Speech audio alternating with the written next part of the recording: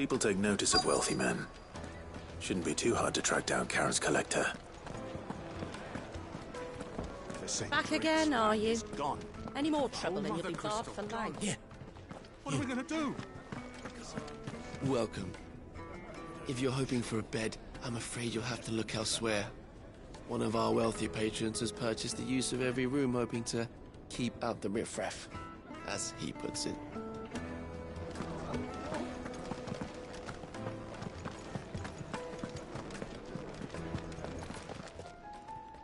My reputation will be ruined! Ruined! Calm yourself, Lord Ignac, I beg of you, before you do yourself a mischief. Pardon the intrusion, but... Out! Get out! I paid for these rooms so I wouldn't be disturbed. Leave me be!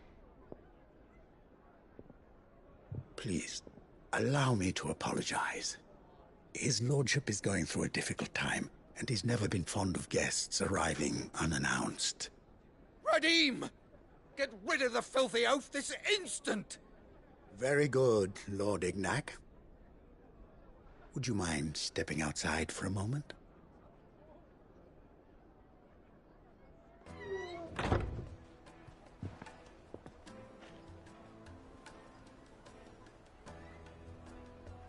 I'm sorry if I've caused you any trouble. That? No. That's just how his lordship is. Though the morning's events have left him somewhat fractious. He has been dispossessed of his luggage, you see.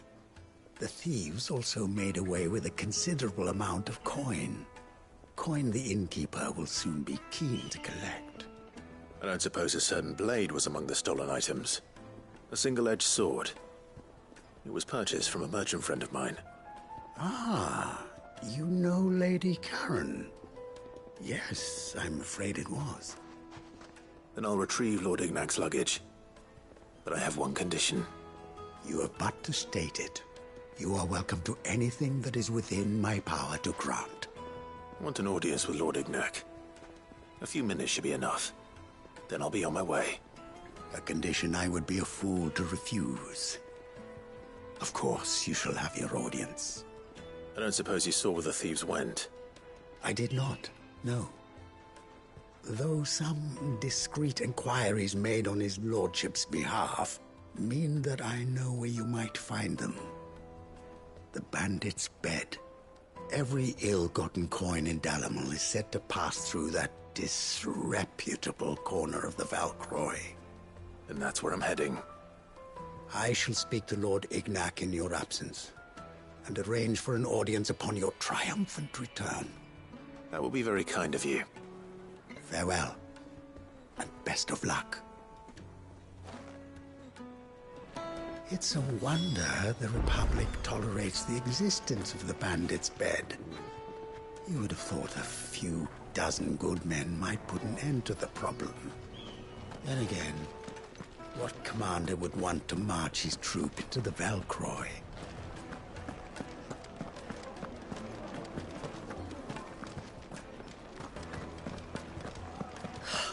I need a drink.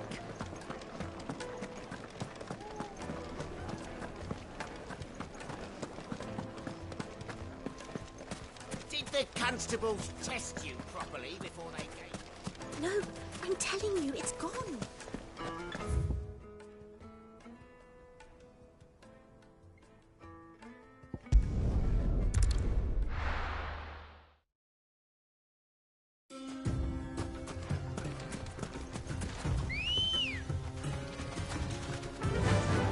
Faster!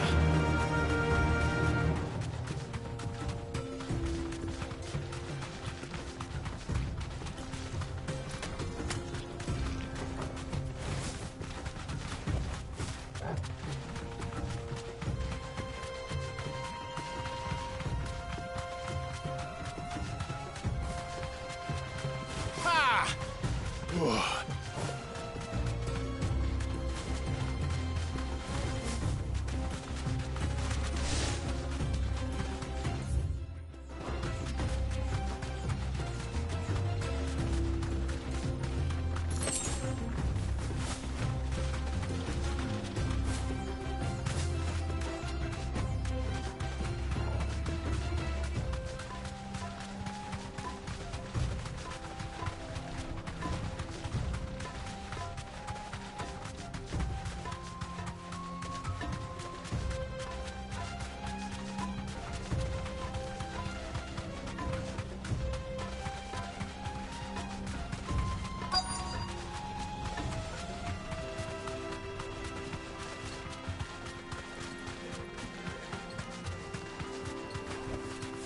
Thanks, Gal.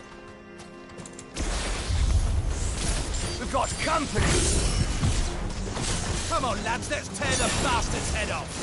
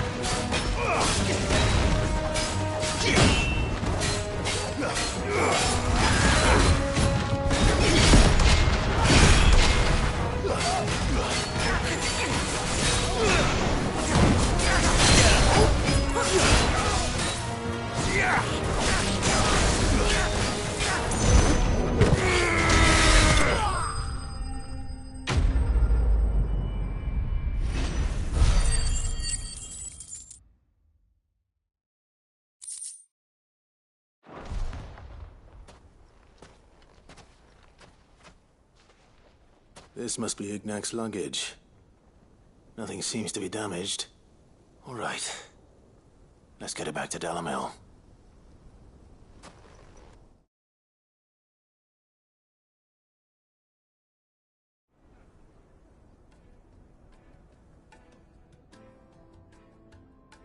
I hear I have you to thank for the return of my effects. What shall I call you, my good man? Wyvern. Glad to make your acquaintance. A formidable name indeed. Well, Wyvern, I appear to be in your debt. Redeem here tells me you wished for an audience. Is that all? A few moments of your time should suffice, yes. You're a peculiar fellow, Wyvern. All right, speak. Master Wyvern was wondering if you could tell him about a certain single-edged sword you recently acquired. Oh, a true work of art, that one. Karen drove me hard on the price, but I would have sold her Radim here to get my hands on that sword. It was made in the Outer Isles, far beyond the Twins, and is used exclusively by the practitioners of a unique school of swordsmanship. They believe no combat should ever exceed a single strike, and hone their blades to such perfection that none ever does. Each sword is made for that one perfect stroke, and for that stroke only. They crack upon a second blow. There's a brutal sort of beauty to it, really. But how do they hone such an edge? Fine question. Why, they use a whetstone, of course. Whetstones, rather. A whole array of them, ranging from the coarse to the fine. 10,000 licks with the sharpening stone, then 10,000 more. But it is the final stone which lends the blade its legendary sharpness. A mineral quite foreign to this great realm of ours. And that is the key. The secret ingredient. Wyvern, it occurs to me that my little lecture is hardly equal to services rendered. Take this, together with my regards. The very stone of which I spoke, far rarer among collectors than even the blade itself, and a far more fitting payment. Thank you. Pardon the intrusion, my lordship. However, it is long past time we prepared ourselves to depart. So it is. I am locked in bitter competition with a rival collector of curiosities. I am one step ahead of the unscrupulous scoundrel, but he is hard at my heels. Are there many other collectors out there? Too many to count. but only one do I consider my nemesis. Lord Byron Rosfield. And is a perennial thorn in my side. I can imagine. Farewell, Wyvern. May our paths cross again. Radim, we mustn't dawdle.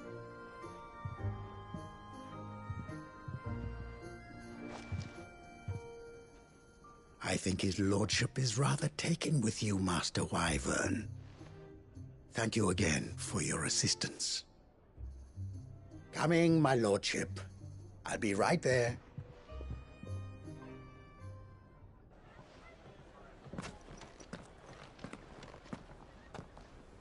Trust Uncle Byron to find such an interesting rival. Now, let's see what Blackthorn makes of this whetstone, shall we? I take it Drake's fat.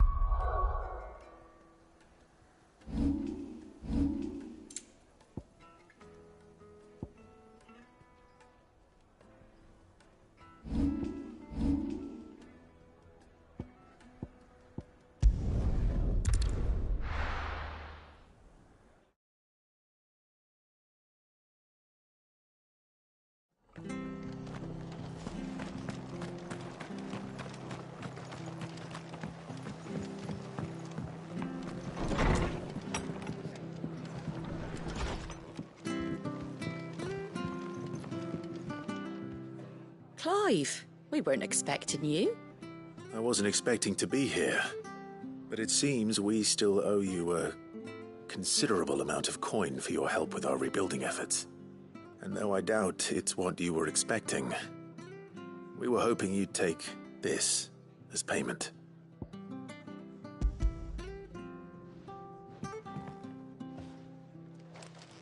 A star ruby? I can't accept this.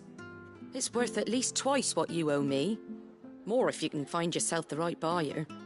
Think of the difference as interest. Interest? If word got out I charged that much, no one would ever borrow from me again.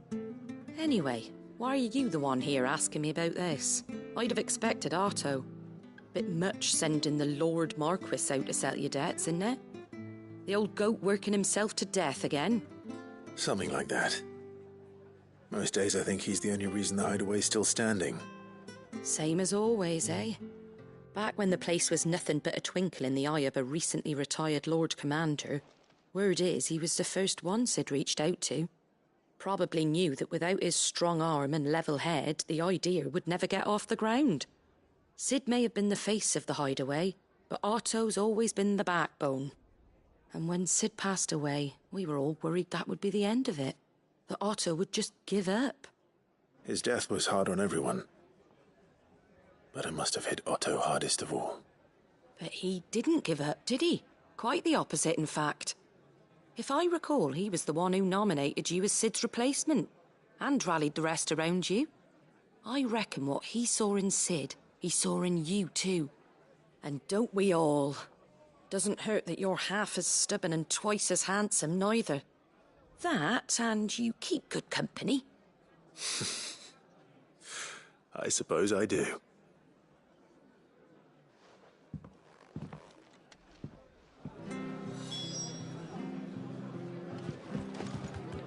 Suppose now I have to find someone who can actually afford a star ruby.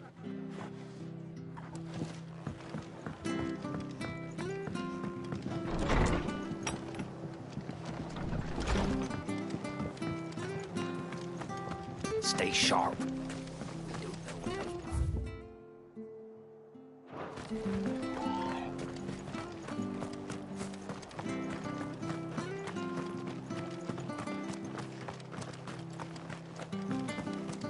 Naught but wild beasts this end. All their twisted. Come on. Yeah!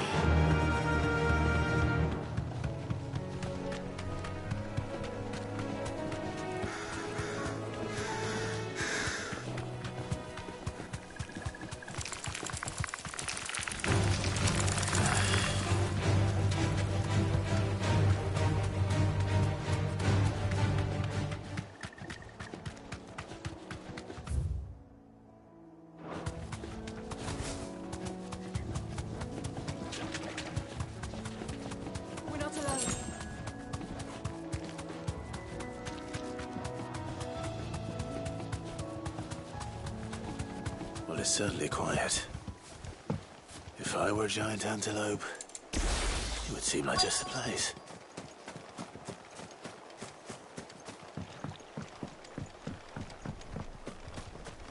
I doubt we'll find one bigger than that.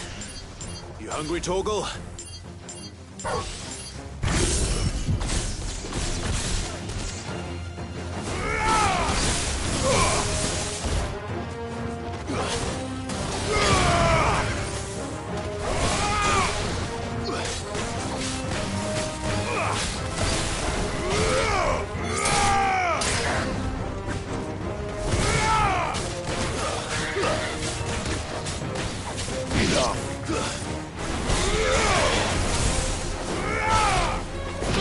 All yours, Torgal.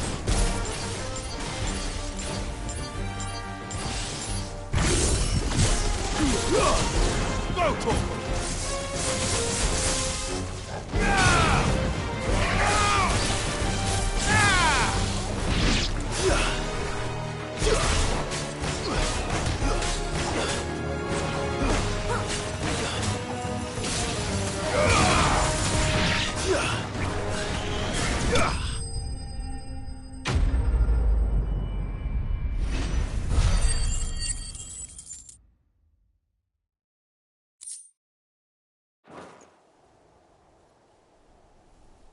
Now,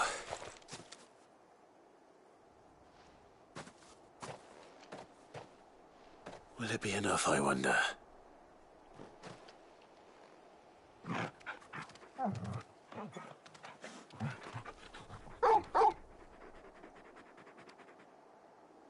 I say that answers my question, which means we owe the lawsmen our thanks. You're just a big puppy, aren't you? A very big puppy.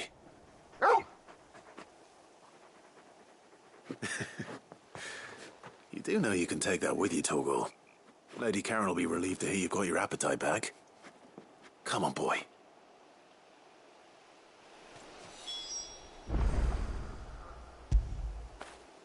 Fetch.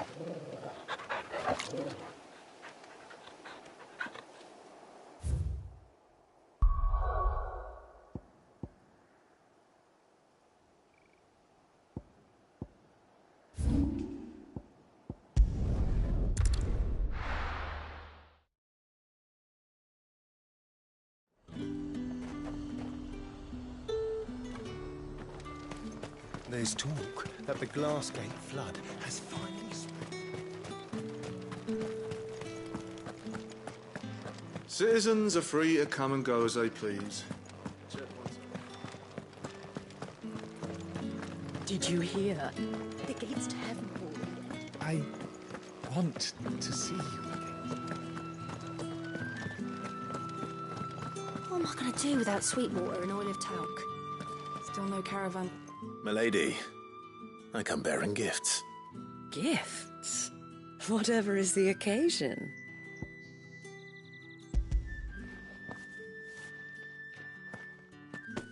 Oh my. Clive, you really have outdone yourself. Otto asked me to give it to you. To settle the Hideaway's debt with the Veil. And to compensate you for the time it took us to do so. You disappoint me, Clive. I thought you might finally be warming to me. Tell Otto he can keep his baubles. I tried to tell him as much the first time around. The man owes me nothing, nor does the Hideaway. My contribution to the restoration effort was made freely and willingly. It was the least I could do. You once told me Sid did you a kindness. I'd like to do the same. Please, accept it. For my sake. And for Otto's. For all of us.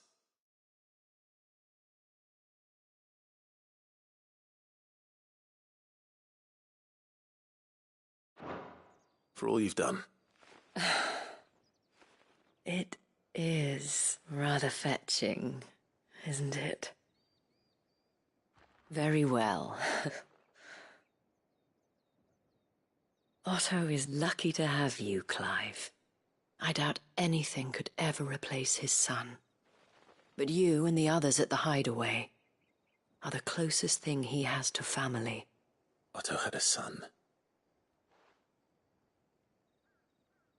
Long ago, yes. Sid told me Otto lost him when he was just a boy, and blamed himself for not being able to stop it. I don't know how it happened, whether there was anything he could have done, but it was clear that it weighed heavily on him. I didn't know. How could you have? I doubt anyone did. Besides Sid, I've never met a man more keen to bear his sorrows in stoic silence. An ill habit, given that both have always been surrounded by friends desperate to help them. I'm beginning to see that.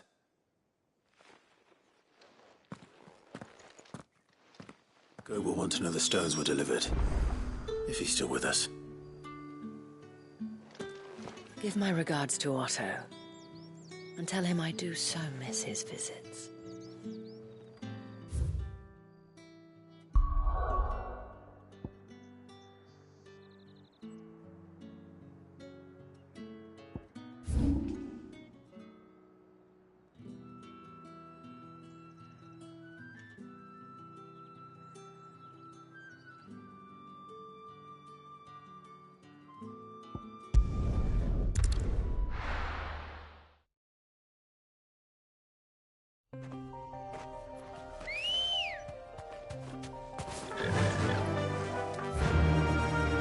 Fly, Ambrosia.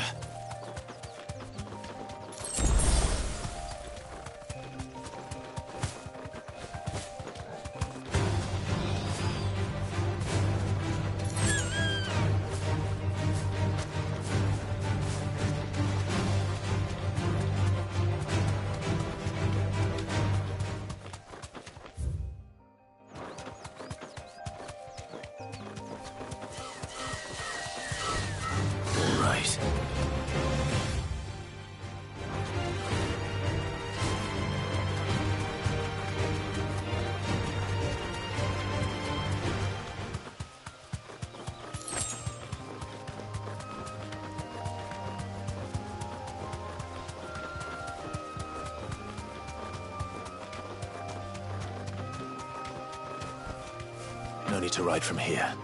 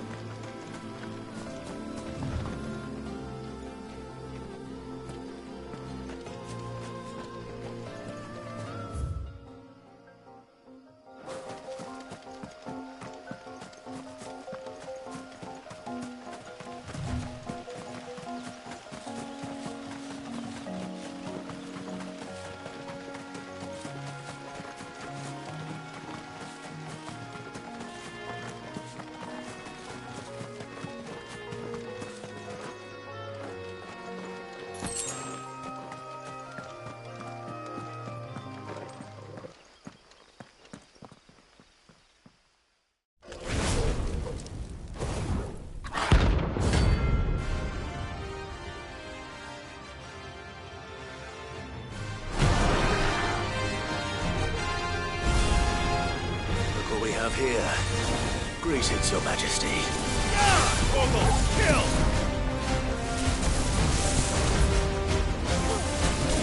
Get him!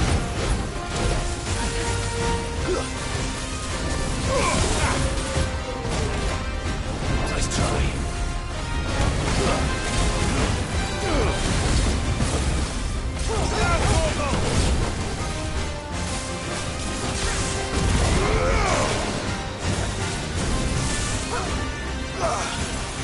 Nice try.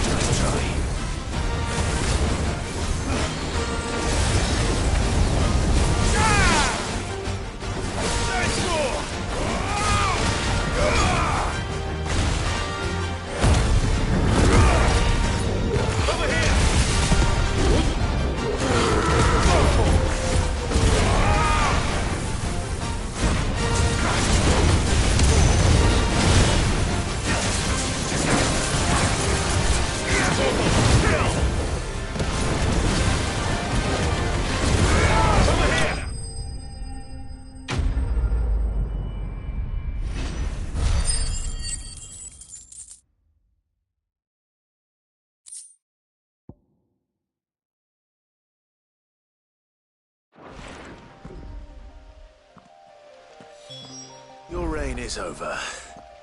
Now to collect the ash. I should probably have brought a bucket.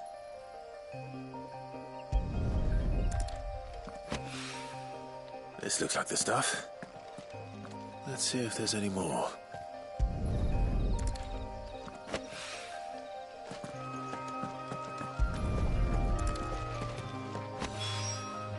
That should do it. If Hawaii needs more than this, he can fetch it himself.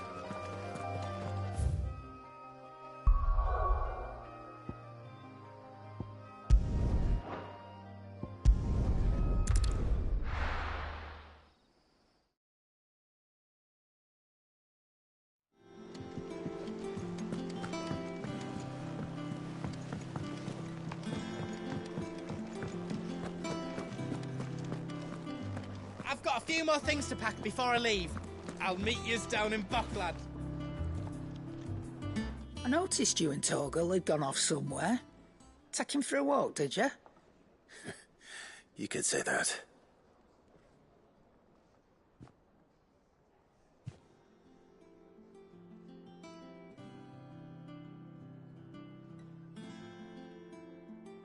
So, Molly's leftovers weren't good enough, eh? That'll teach me for treating you like you're still a pup. All right, no need to shout. Now we know what you're after, I can see about getting some in. Speaking of which, I brought one for later. Can I leave it with you?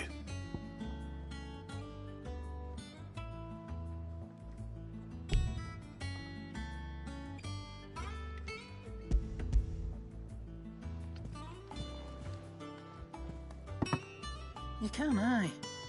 I'm nice like that. In return, you can thank Tomes for me. The bloody know-it-all. I was just on my way to see him.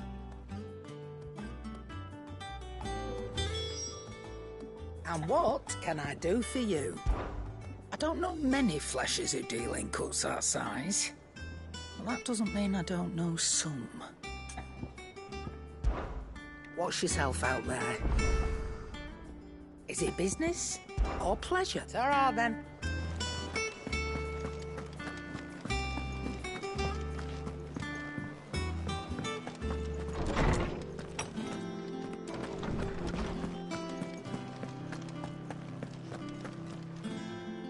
Ah, Clive. Were you able to locate your quarry? We were indeed, Lawsman. You pointed us in exactly the right direction. And Torgal's been a very happy hound ever since. Very good, very good. Lady Karen sends her thanks, by the way, for your part in solving the mystery. Ah. But that reminds me. After your last visit, I found myself pondering Torgal's talents. Do you recall our conversation concerning Lady Jill's role in Torgal's transformation? About how she somehow woke the power within him. Precisely that. A reasonable conclusion, I thought, but one which raised certain questions in my mind. You see, the Fenrir of legend served Shiva and Shiva alone, and while the powers attributed to him are certainly impressive, the records imply they are somewhat different in nature to those you described Torgal as having used. What are you suggesting? That Torgal may be the beneficiary of more than one icon's power. Consider that in addition to Lady Jill, he has served as a loyal companion to you, your brother, and even the late Cid. In short, the icons hitherto near at hand, or should I say at paw, have been diverse and plenty, and that number has only grown as the realm's dominance have fallen to your sword. One can but speculate as to how all of this has affected Torgal. He has seemed more fierce of late. And if I am not mistaken, he will grow fiercer still. We are fortunate indeed to be able to count him amongst our allies and not our adversaries. Oh, he's more than an ally. He's a friend.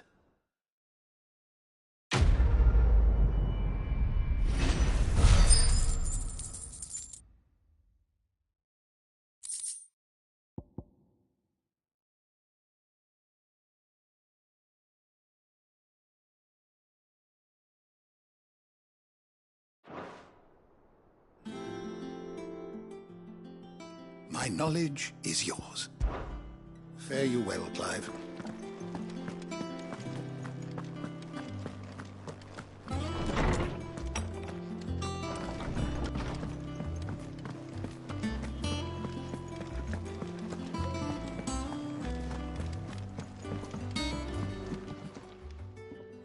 Sorry for the wait, but hopefully you'll agree it was worth it. You learned something about that sword, then? I did better than that.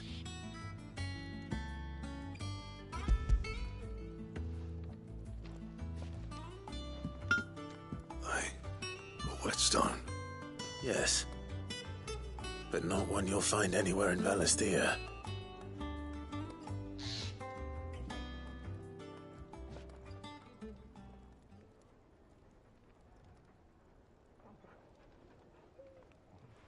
No wonder I couldn't get the same finish on the grinding wheel. One hit and all done, eh? Might not be so bad if all you ever fought were duels. Good luck on the battlefield. Your second opponent would be your last, no matter how good you were. Even so, is there some way it could be used to give the Cursebreakers an edge? I think so, yeah.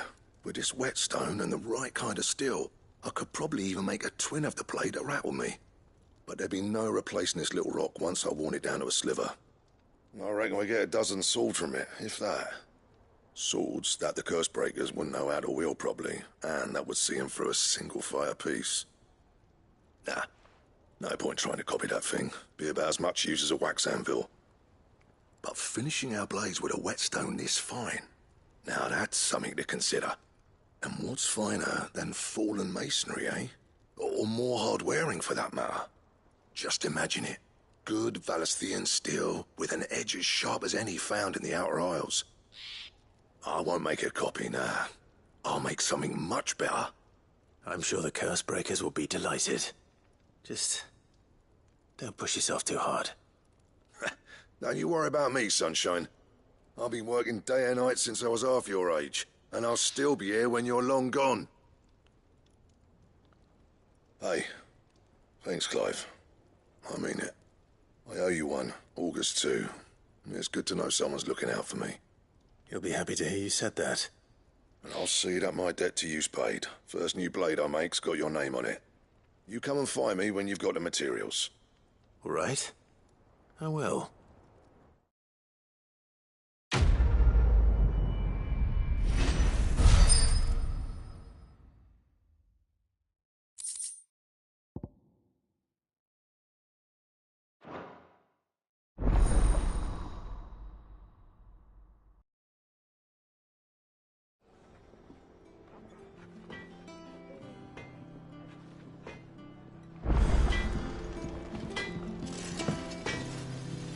Clive.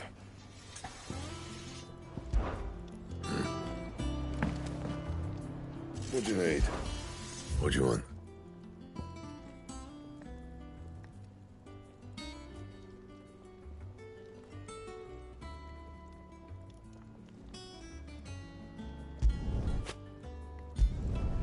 No scratches, all right?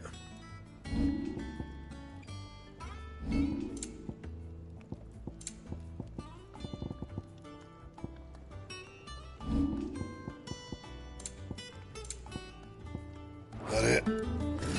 Fine.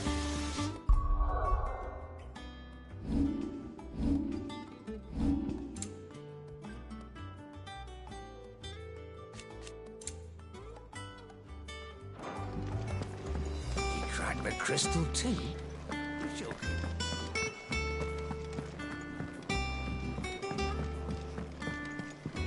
I don't know where Sid gets the energy.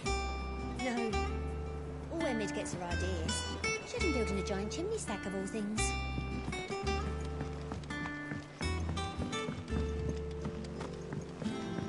Mid told me she was building a ship.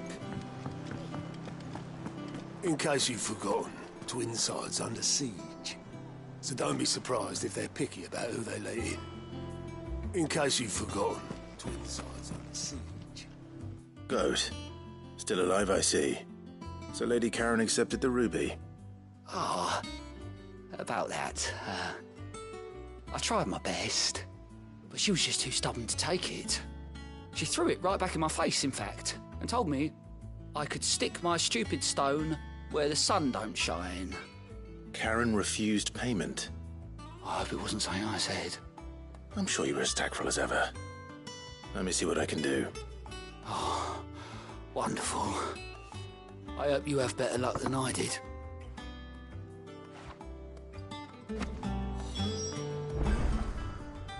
Clive! Oh, this time Otto really will have my head. Assuming Lady Karen doesn't get me first. You off then? In case you've forgotten, twin sides under siege.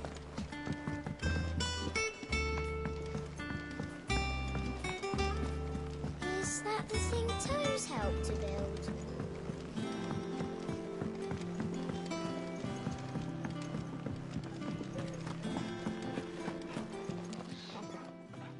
Lady Karen, Goad tells me you weren't happy with our offer.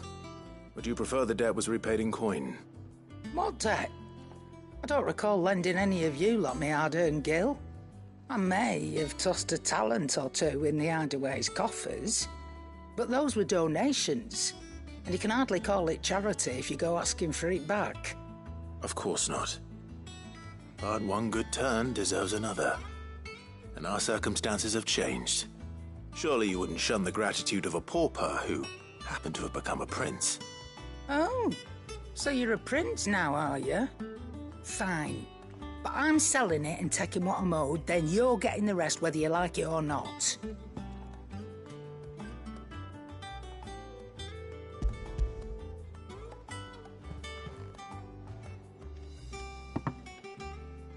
Where'd you even get this? A decent trader might nab 1,000 talents for a star ruby.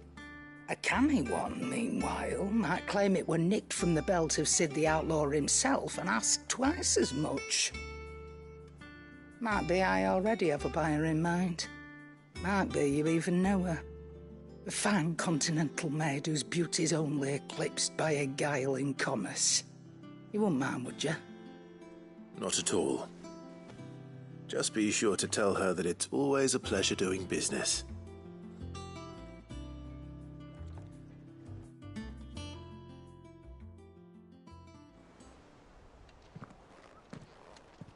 I hear you ended up delivering all 3 stones.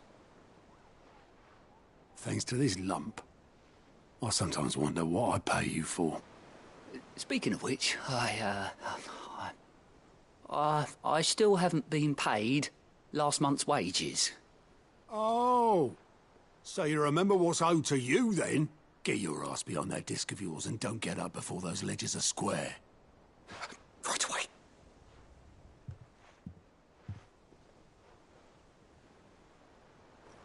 I've seen that before. Yeah. Plenty of times. It was the only goblet Sid ever used. Either out of habit, or because the filthy sod couldn't be bothered to find a clean one. I knew so little about him. Like most people. Martha and the Dame both seem to have fond memories of him. I bet they do. How long did you know Sid before he... Before he died. 20 summers, give or take. Back in the day, I was a purser on a trade ship, which is where I met him. He bought passage to... I forget where. And having nothing better to do on the long nights, we sat up drinking island rum till the morning bell dragged me back to my duties. Quit my post not long after that. On account of making a fine maiden's belly fat. But me and Sid stayed close, promising we'd one day sail the seas again. That was before fate stepped in and said she was having none of it. The magic woke inside my son soon after his first name day, and there was no hiding his knack. Couldn't you and your family have... My family were the ones who summoned the constable, wanted the monster taken away. I couldn't turn my back on him. Forget what I felt And I couldn't for the life of me understand how they could. Luckily, Sid was of the same mind as me. It was him who stood beside me when all I wanted was to tear the whole world down. Him who cried for me when I had no tears left of my own. Him who swore he'd do everything he could to stop it from happening again. And he was true to his word, too. Left the Royal Army once and for all. His ranks, his ribbons, gone. Just like that. Threw away everything he had. All to right a wrong that no one else had the courage to face. I knew then I'd follow that man to the ends of the earth.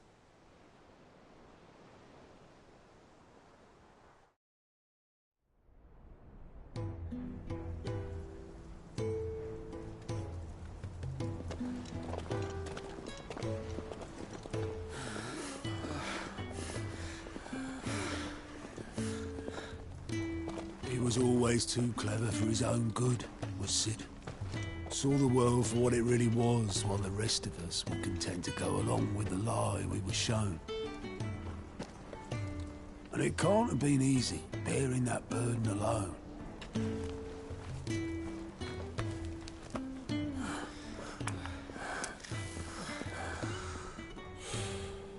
But he didn't let it stop him. He never lost faith in what he believed was right. And that gave us faith in him. Faith he'd steer us true.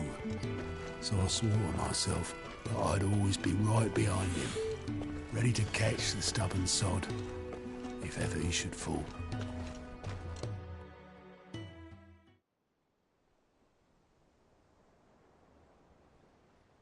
But I couldn't even do that.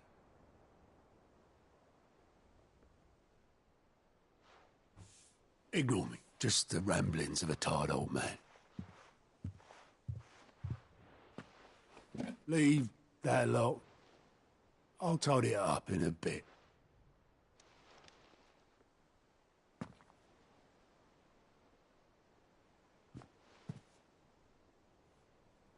This is Sid's handwriting.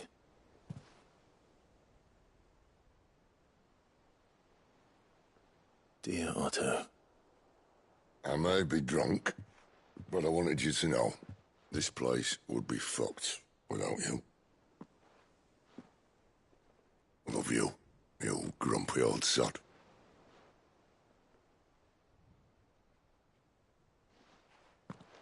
This note. Hmm? What about it? Sid was right. Without you, we'd all be lost.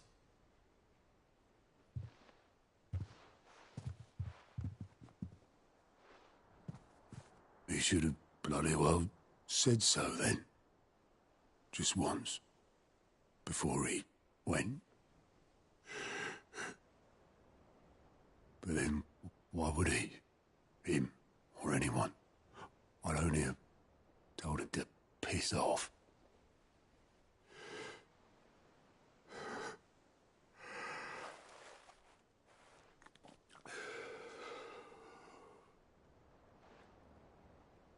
You're wrong, though. Both of you. It was never just me keeping the hideaway afloat. It was all of us. I just shoved people in the right direction. I barely seem to be able to do that anymore.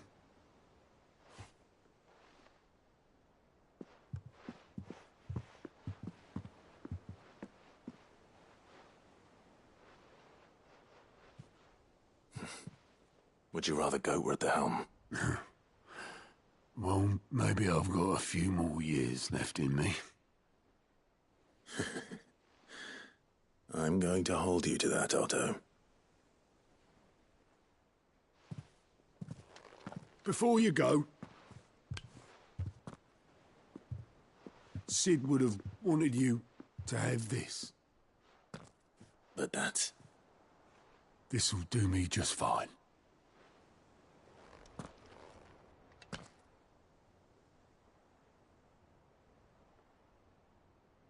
Thanks for the ray of sunshine.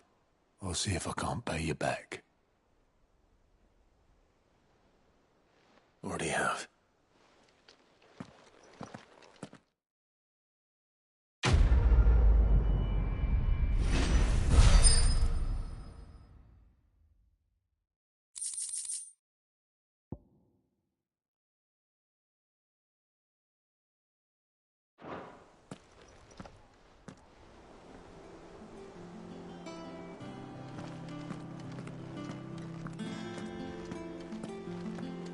You, might want to give that thing a rinse.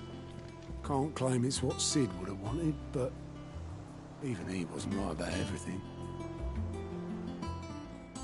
Clive! Here you go. Seen enough?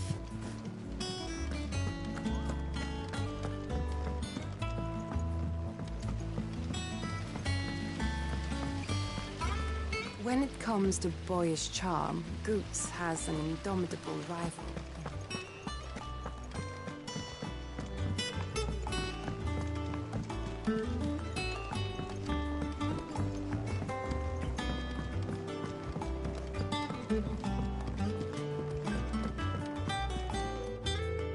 All right there, Sid? How's that hunt for the bomb ash going? I have it here.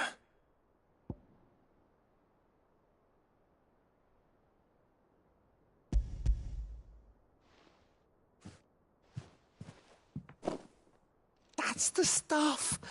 And plenty of it, too. Enough to keep the Alembic bubbling away for a good old while. You're a gent, Sid. Let none say otherwise. Right then. Let's get this contraption up and running.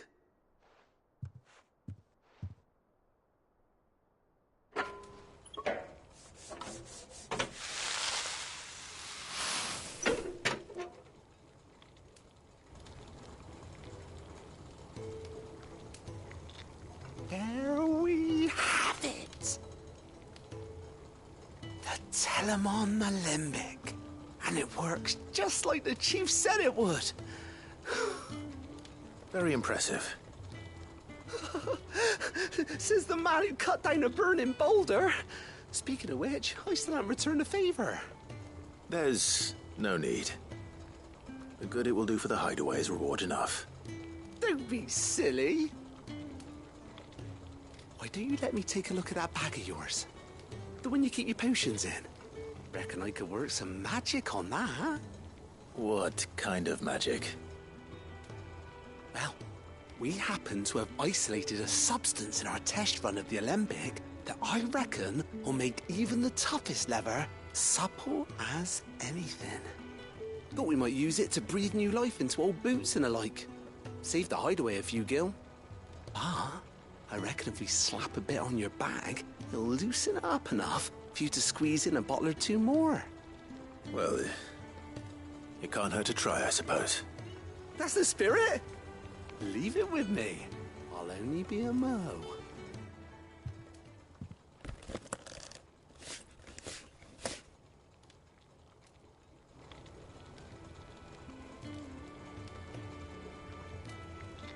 Well, what do you reckon? It certainly feels more flexible. Right? Told you. Thank you. I think. No. Thank you for supporting Mid and the rest of us in our endeavors. Without you, we'd never have been able to discover wonders like that stuff I rubbed on your bag. And I'm telling you, there's plenty more where that came from.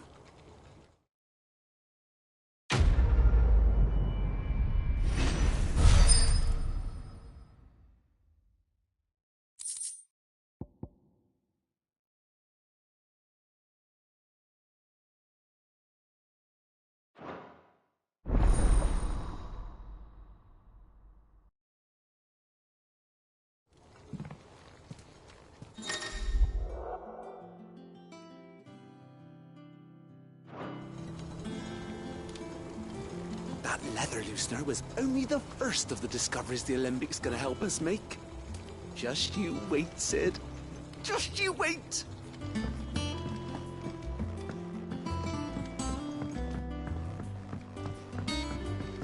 Think Mid might need some help.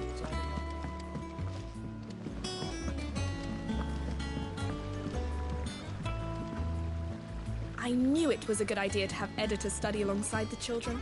It's really stoked their competitive spirit.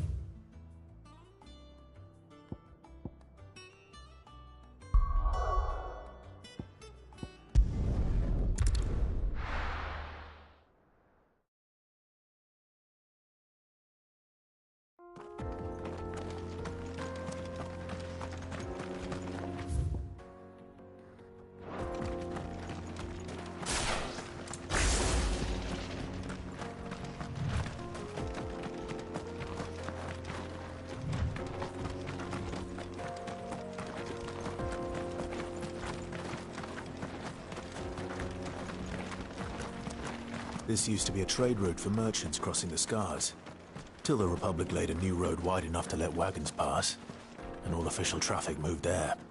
Leaving this one for those living outside the law. Indeed. I doubt we'll be the only outlaws on the trail today.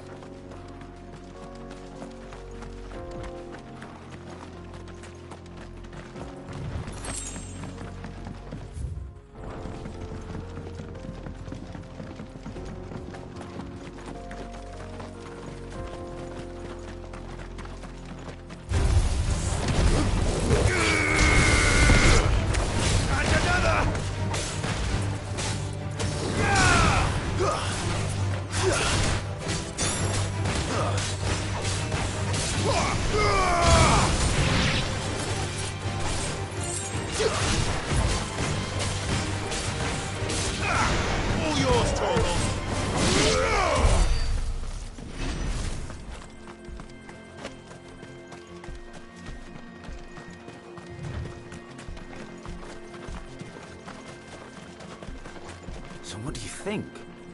That we'd be lucky to make it out alive. Really? It's as bad as that? Oh, aye. There's trouble up ahead. And too much of it for us to handle. I take it there's danger on the road. Oh, what about this fearsome-looking fellow? You think he'd be equal to the task? Well, no doubt. Assuming he's willing to hear us out. Well met, friend. My brother and I have been tasked with finding a merchant's missing cart. You seen it by any chance? How does a merchant misplace his cart? Oh, the man's a coward. When he thought goblins might come a-snarling, he ran, leaving his livelihood abandoned in the pass. He sent the two of us to fetch it, but it's gone. Now, I'm not much of a thinker, but I know the work of thieves when I see it. My brother's right on all accounts. And by my estimation, the bastards are lying in wait just down the road. We may have seen our share of action, true, but we've not got the skill in arms to boldly brave an ambush. You, however, have the look of a man who needn't fear a band of backwater ruffians. What do you say? Will you help us out? Chances are they'll come for you either way. But if you promise to lend us a hand, at least you'll pocket a reward for your troubles. Well, if I'm going to have to deal with them anyway. You've clearly got a fine head on those broad shoulders. We're lucky you came along. Now, hoping to make a heavy purse in Boklad, our merchant friend loaded his cart with as much as it would carry. Reckon he won't be forking over the rest of our fee if we don't find those goods. So, while you're seeing to those bandits, you keep your eyes open. All right. Just don't expect me to drag the cart out of there myself. No. You can leave the cart to us. You just put an end to those bandits and point us in the right direction. You do that, we'll take care of the rest.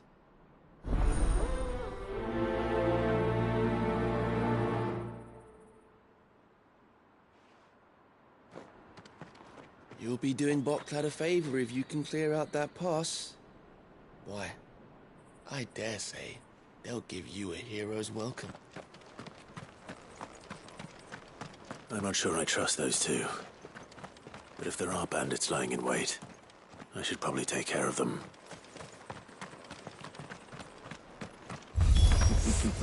Look lively, you lot. We've got guests. These must be our bandits.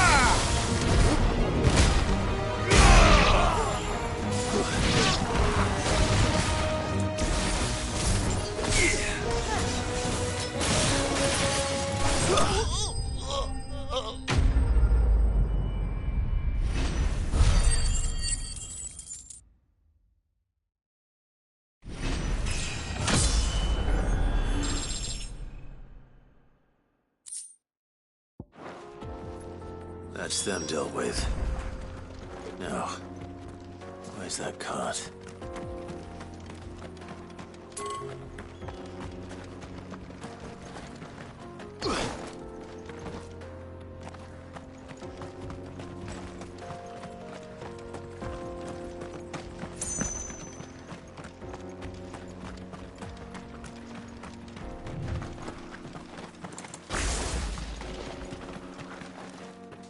You'll be doing Boklad a favor if you can clear out that pass.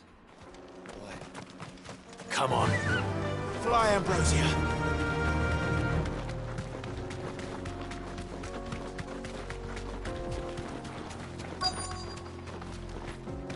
Be safe.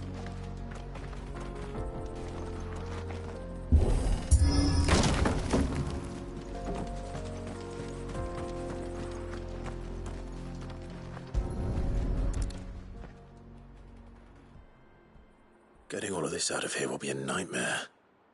Seems we've found ourselves the right man for the job, wouldn't you say? Found the cart and didn't leave a single bastard breathing. Our merchant friend will be delighted. And how exactly will he be getting his goods out of here? You leave that to us. After all, it'd be wrong to make such a fine warrior haul cabbages to market. You've done your part. And that's all you need to worry about. Here.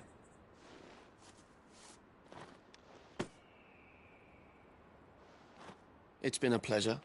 Now piss off. There's no need to be so rude, brother. What if we want his help again next time?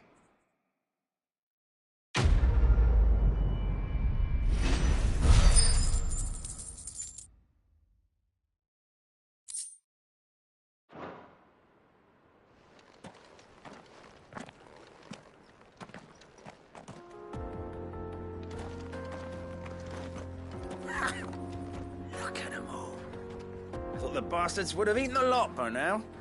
But we won't be going hungry, that's for sure. You've had your reward and you're not getting any more. Now piss off.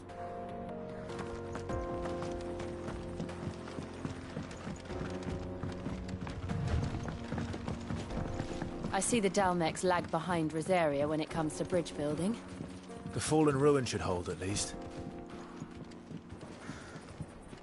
The path continues on the other side.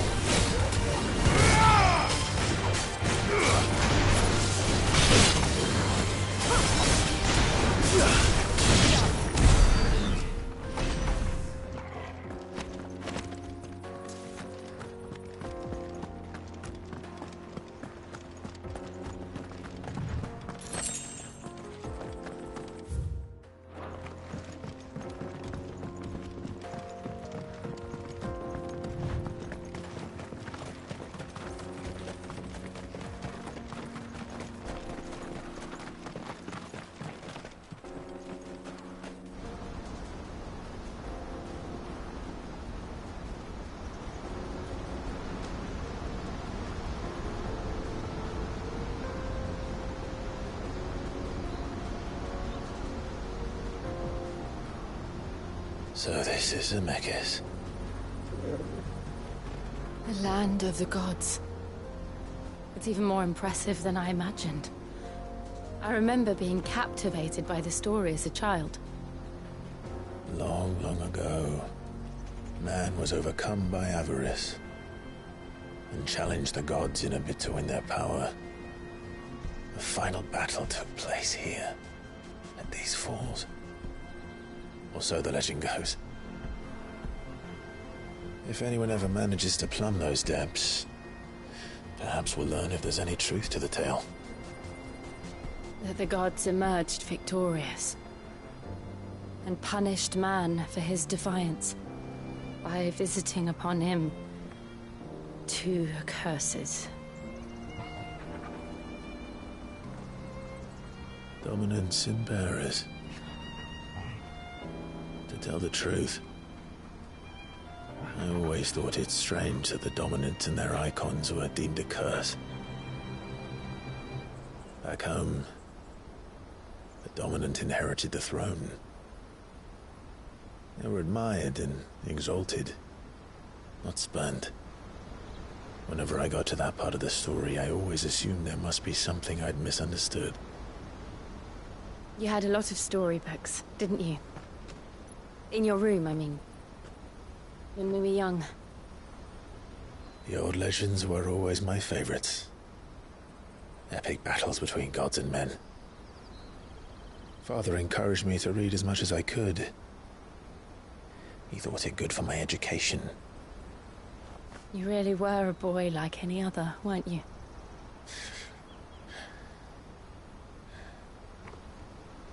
Just look at this place. It's enough to make you believe the legends are true. I know.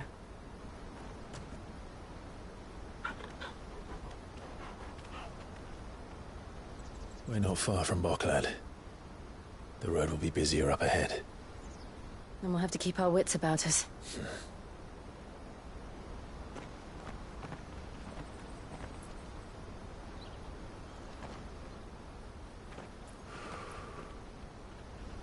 Clive? Something wrong? Nothing. It's nothing.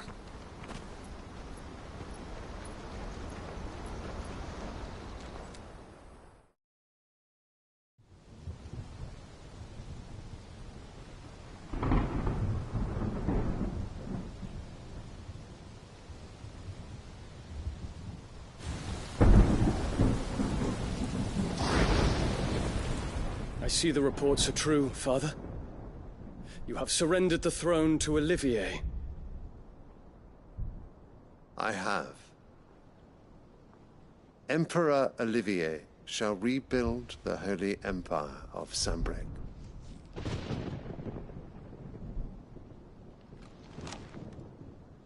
How is he to rule an empire?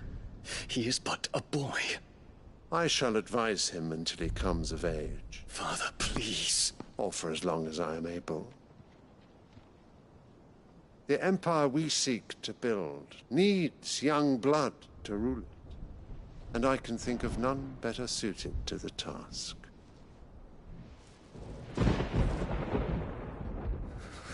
There is other news, Dion. Hugo Kupka is dead, and Drake's Fang destroyed. The pillars of the Republic have fallen. Ere long, the Imperial banner shall fly over every city in Storm. And then, Valisthea. All shall bow before their Emperor.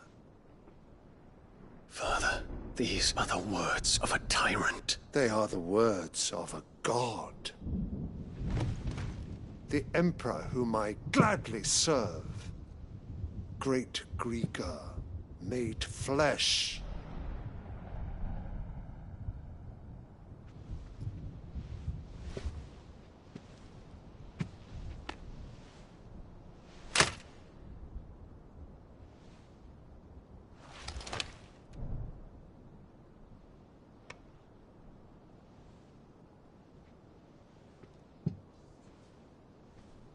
Return to your camp, Dion, and ready your forces.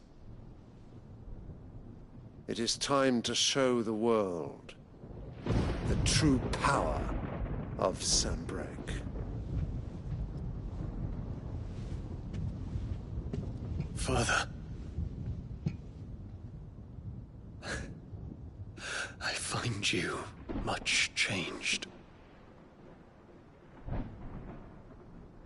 Is this truly the path you wish to tread? Or are these the ambitions of another? Of Ultima, perhaps? What nonsense is this? I speak my mind, and my mind only. Though I do owe Annabella thanks for reminding me of certain truths regarding the nature of nations, of rulers, and of the divine. You would trust the words of this traitress? She betrayed her country. She slew her husband. You have ever been an invaluable servant to Sanbreque, Prince Dion. I trust you will continue to serve your Emperor in the wars to come. The canker! Silence! Insolent wretch! You will bend the knee. All else is heresy. Sire, forgive me. This audience is over. Come, your Radiance. The Rowena Syndicate awaits your pleasure. Oh, not another meeting with silly old men. They're so boring. I'm hungry, Father. Can't we have luncheon instead?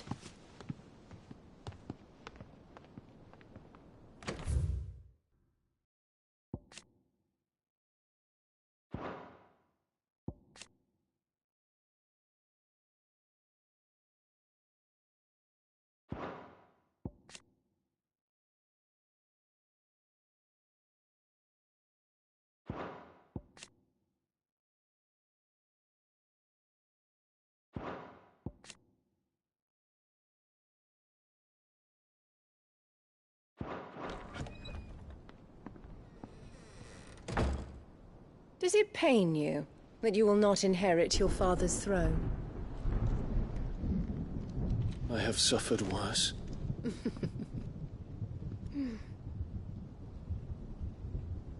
Count your blessings, Dion. For a base-born child to be chosen by Bahamut is miracle enough. You have risen high on his wings, but you shall rise no higher, lest your impure blood stain the throne.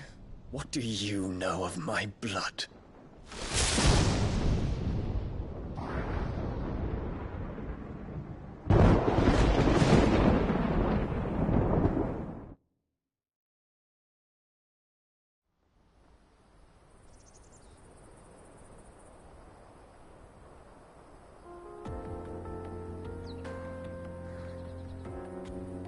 The Boklab markets are to the north. We just need to hug the coast.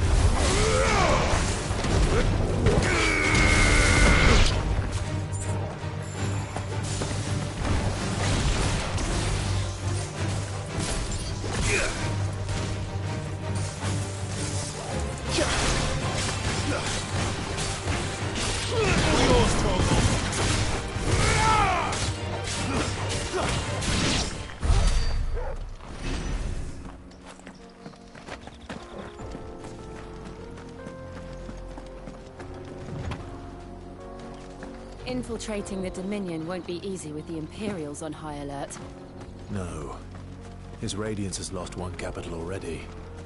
We can be sure Sylvester will do everything in his power to hold on to Twinside. His troops are well-trained and increasingly battle-hardened. But it's not as if we can wait for the siege to end.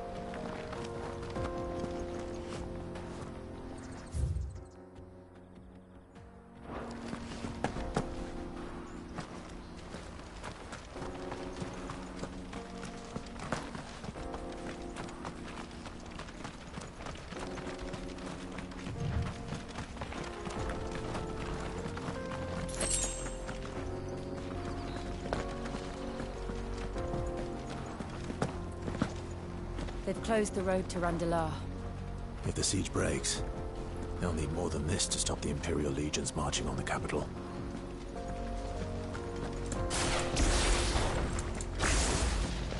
Oh, I'm done for. If I can't get these goods to Randalar, I'll have to bread. We'll just have to beg for it, like everyone else fleeing the fall of the Fang. The whole world's gone to hell.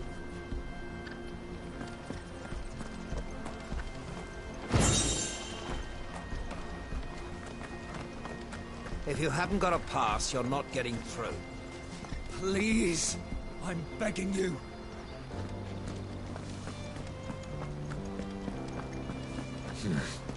Not here.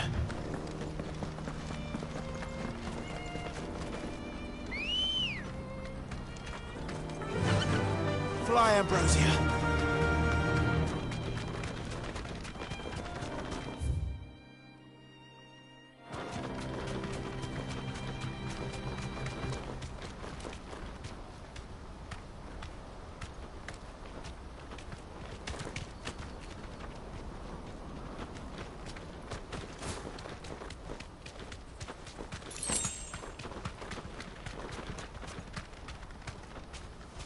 Thanks, Gal. Headed over to the Crystalline Dominion too, are you? There's good gil to be made there, believe you me. Yeah. The minute I heard them bandits had blown up Drake's Fang, I packed up me store and pulled me boots on. And so did you, eh? I did have a plan to make me fortune with some baths down by the Dalamil Inn. But how can anybody sit back and relax in a land that ain't got a whiff of the crystal's blessing no more? And that's when it hit me. If you're looking for lucre, the Dominion's the place to be. Soon enough, half a storm will be headed there. If I can get in first and set up shop, I'll have a license to mint gil. The guildmasters at Canver will be beggars by comparison. I'll be famous in all four corners of Storm soon enough, and I'll have a fortune that'll make me ma and pa proud.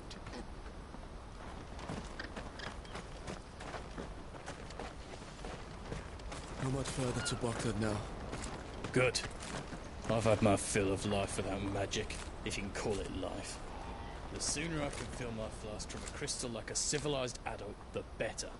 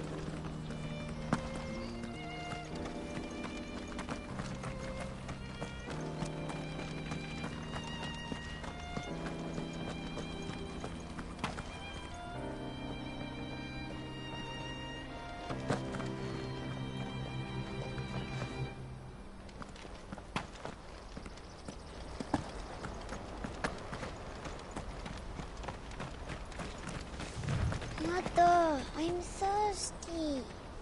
We're nearly at the markets. I'll get you something to drink there, all right? If we can afford a new crystal.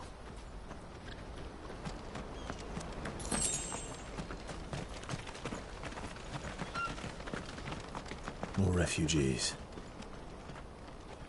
And they're all making for the Crystalline Dominion. Because they don't know how to live without the crystal's blessing.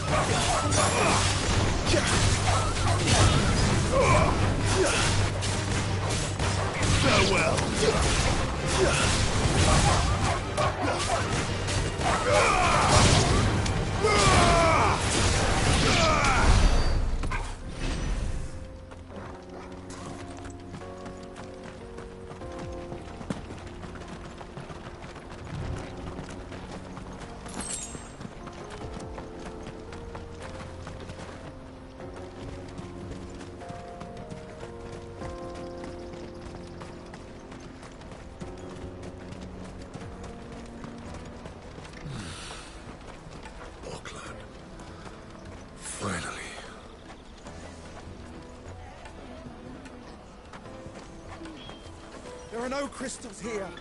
We have to keep going. The Crystalline Dominion is our only chance. I know, but the checkpoint.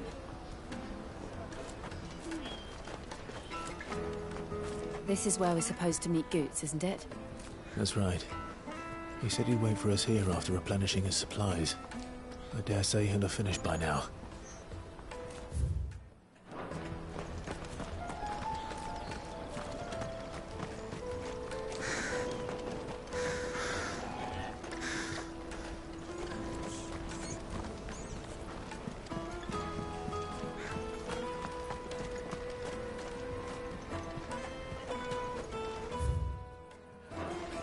Porter for hire. The best service at the best price. Others will carry off your fortune. I'll just carry your goods. What do you think, girl? Is it time we took to the Crystal Road ourselves?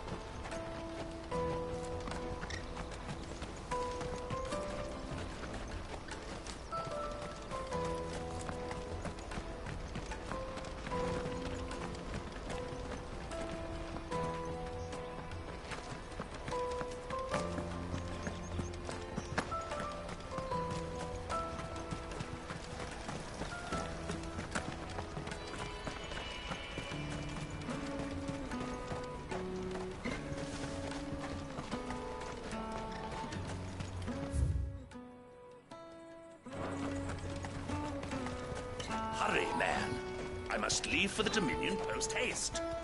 I am hurrying, my lord.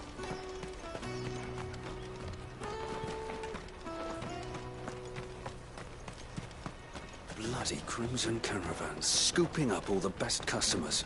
Leave some for the rest of us.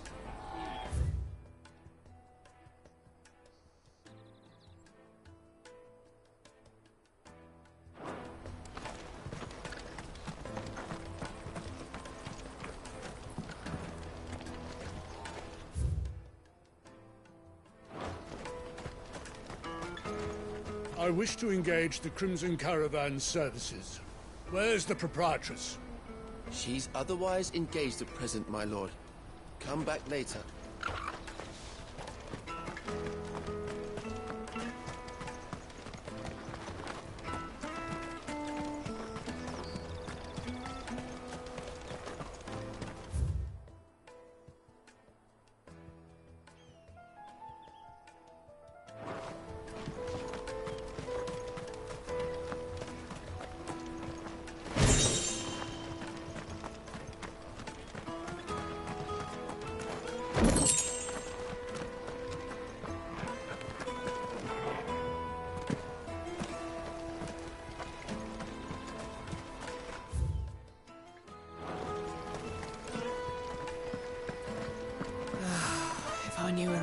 rebels had brought any coin with them, we'd be rich.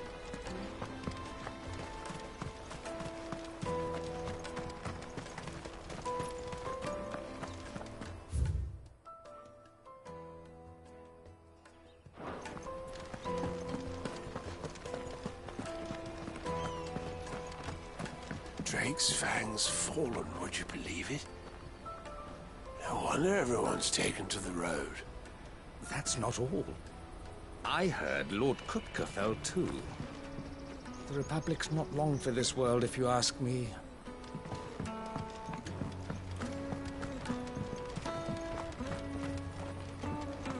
I hear the brothers found another victim.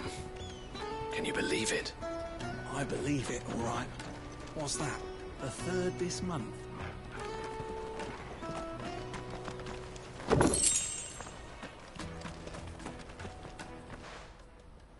Ah, a soldier like yourself could do with hearing this. If ever you see a couple of brothers up in Leitney's Cleft, you just pass them right on by.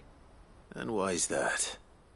Because they're duplicitous bastards who make cutthroats and footpads look like upstanding citizens by comparison. What they do is befriend a passing merchant, someone new to the area, and steer them straight into the arms of bandits. The merchant dead and his murderers busy bickering over the poor bastard's wares. The brothers set to sweet-talking some other unsuspecting fool, a warrior. Now, the brave soul charges into the footpad's den thinking he's doing the realm a favour, and when he's done, the brothers sweep in and loot the bandits and dead merchant both. Yeah, there's a lazy sort of cunning to it, I suppose. You'd think they'd run out of bandits eventually. So close to Boklad? Not bloody likely. I suppose you're right. Anyway, if you run into them, you steer clear. Or better yet, give them a damn good hiding. I only wish I had. Thanks for the warning.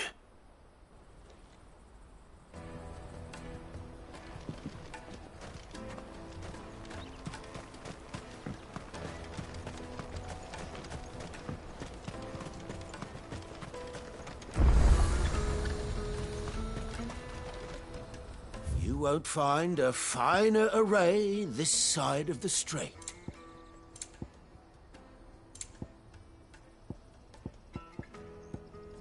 You're welcome anytime.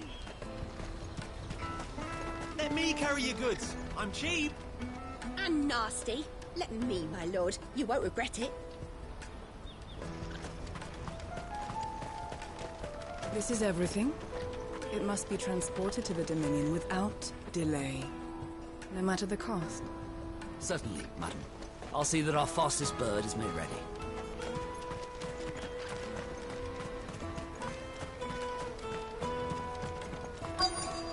Peaches and pears, beets and beans.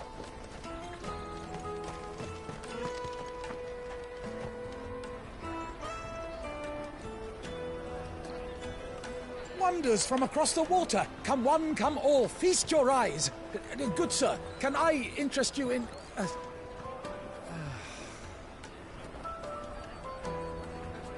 How much? For a measly crust of bread? You won't find any cheaper. Not nowadays. But you're more than welcome to look.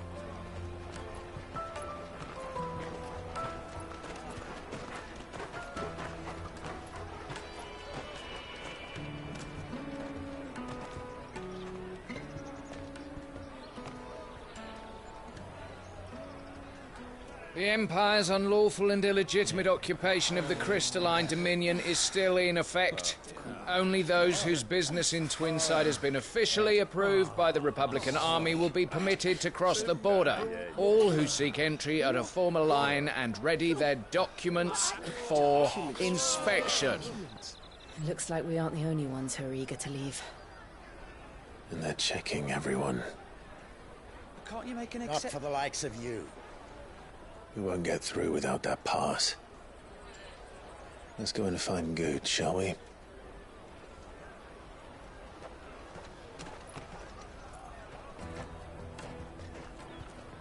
He must be around here somewhere. Come, taste my peaches. They're sweet as nectar.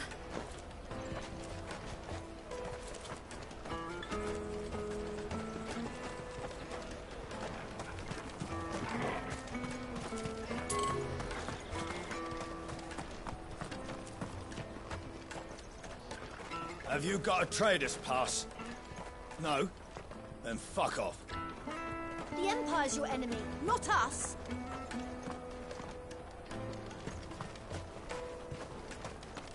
Remember when half the people coming through here were traders from the Empire? Aye. Now not even our own want to stick around. Go and bother someone else, will you? I've got my trader's pass and I'll be leaving as soon as I'm able. If I stay here much longer, I'll end up no better off than those poor sods by the gates. You should come with me to the Dominion. Life will be different there.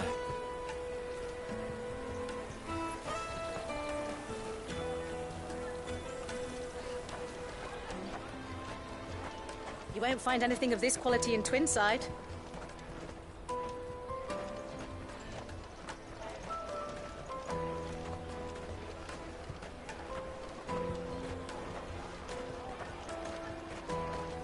The caravan stops next to the checkpoint. Show them your trader's pass, on your way.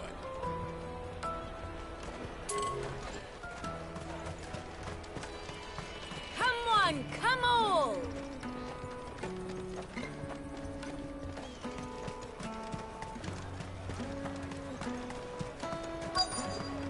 Juicy pears! Slake your thirst without a crystal. Did you hear about the Empire's Black Shields? Apparently they've been going around Imperial lands stringing up bearers. What a waste! I'll take the large one. An excellent choice, my lord. Ah, good. There you are. Clive, I'm so sorry. Don't tell Nan, will you? Slow down, Goots. Just tell us what happened. It's me trader's pass. It's gone. We cannot ride the caravan without it. We won't even be able to get through the flipping checkpoint. Do you remember when you last saw it? It was in my pocket a minute ago. Then a bairn bumped into me and... Yeah. You don't think that they might have nicked it, do you? It wouldn't surprise me. A busy market like this is prime territory for pickpockets. So, to get the pass back, we need to find this child. Where would we even start? I know where! I've got a pal in Bocklad who might be able to help us. No one knows more about what goes on round here than she does. Where do we find her? She's the owner of the Crimson Caravans, up that way. Sign's got a red chocobo on it. No time like the present. You two go on ahead. I'm gonna check the rest of my stuff, make sure naught else is missing. All right. We'll meet you there. Go to the Crimson Caravans and ask for the owner.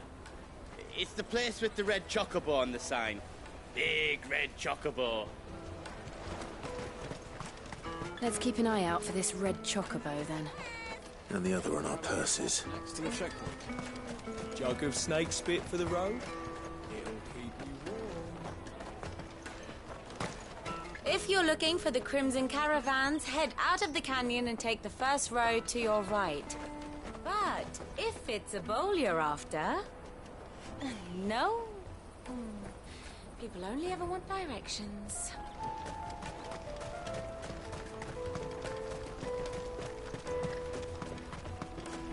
Out of my sight, wretch. I've no use for a branded who can't even fill my cup.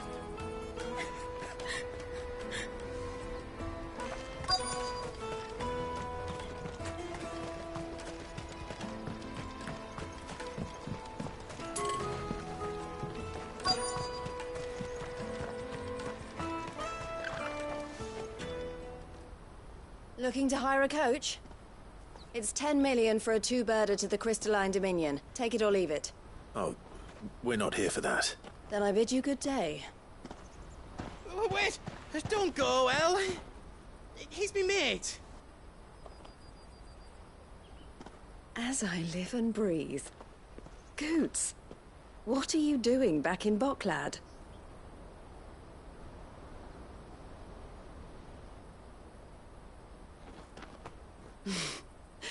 I gather Lady Karen didn't send you.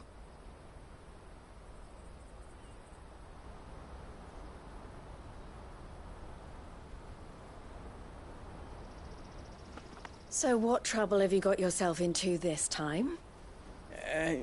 It's me trader's pass. It got stolen. By little Ben. Of all the... You're the size of a marble. Honestly. Ugh. Goots told us that you know the markets well. Might you have an idea which little Bayan could have done this? We don't intend to punish them. We just need our pass back. Then, we can be on our way. I see. So neither of you has a trader's pass either. Not that anyone would take you for traders, but I suppose that's why you came to me, correct? Now, I can't say for sure who took your pass, but I suspect I know why they did it. Let me explain.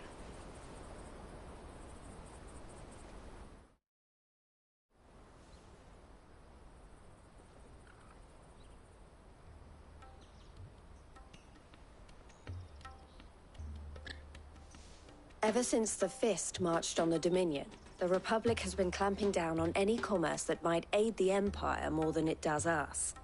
Which means traders' passes have gone from being merely a way of easing one's progress to being essential if one wishes to cross the border at all. And with demand outstripping supply, they've become a precious commodity, leading some to seek to acquire them by less than legitimate means. So the children are stealing passes to sell on the black market? Yes, and no. Passes are inscribed with the names of their owners, and yet none of the victims' names have appeared on the register of those passing through the checkpoint. Which means? That someone is doctoring the stolen passes. The same someone who is encouraging the children to steal them. And the same someone who has Goots' pass, no doubt. Whoever they are, they're ruining the livelihoods of honest merchants, which is why we've decided to take a stand. Will you stand with us? You want to get your pass back, and we want to ensure that no more are stolen. Catch whoever's behind it all, and 2 birds shall be slain with a single stone. Is there any other way of getting to the Crystalline Dominion, Goots? They won't let you in if you're not with the caravan. It's that, I don't know, try swimming across the strait. But the guards will definitely spot you if you try and do that. Like, we don't want to get spotted, right? So either we find the people who took the pass, or give up all hope of entering the Dominion. All right. We'll help. Thank you kindly. But I don't know your name. Eloise at your service. Clive. A pleasure doing business with you, Clive.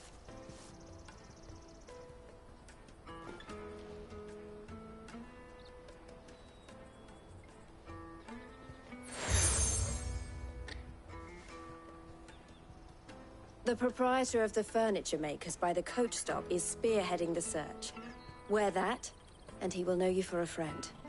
I suggest that you speak with him first. The furniture makers. Understood.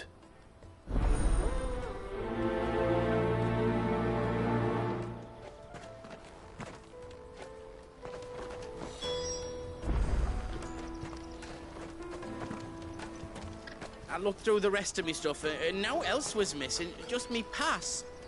But that was the only thing that really mattered. We can't ride the caravan without it. And it's not as if I'm getting another. It was hard enough getting this one. Oh, please, Clive, you've got to help us get it back. You're my only hope. We've formed something of a merchant's guild to get to the bottom of our pickpocketing problem. The furniture maker by the coach stop is gathering the reports.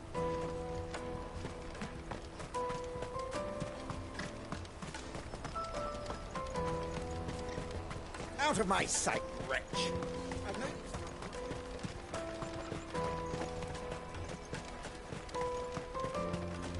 Come on, come on! Jug of snake spit for the road?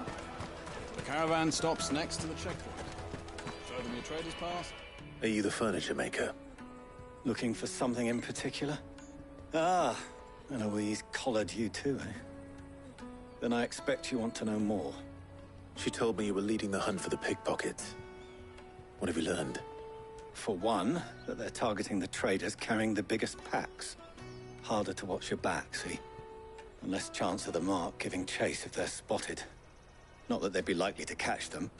Those imps know every inch of this warren like the backs of their hands. Their eyes must have lit up when they saw Goots. The fishmonger round by the gate's been trying to track down the children involved.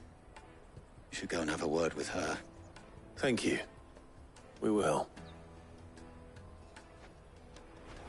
Have a word with the fishmonger back there by the gate. She's been looking into who the culprits might be. You won't find anything of this quality in Twinside. You should come with me to the Dominion. Life will be different. Fish for sale! Fresh sorted and smoked! Can I interest you? Ah, sorry. Message from Eloise, is it? She's asked me to help her. To help you find the pickpockets. Is that so? Suppose I better tell you what I know, then. For one, this isn't a family operation. All the traders say the children who stole their passes were dirty, dressed in rags. Street urchins, by the sound of it. We get a lot around here. Orphans from the wars. A few, perhaps. You saw the refugees gathered by the entranceway? They're all looking for a new start in the Dominion and beyond. Some of them take it as an opportunity to rid themselves of unwanted baggage. The shame of it. Whoever's behind this would have to have made themselves known to the children at some point. And so should we. You should start with the children around here, then. I doubt they're the ones involved, but they might have heard something. It's worth a try. All right, then. Questioning children. How hard can that be? The little scamps you'll see running around here might be naughty, but I don't see any of them being involved in this. Still, they might have heard something. Can't hurt to ask. You won't find anything of this quality in Twinside.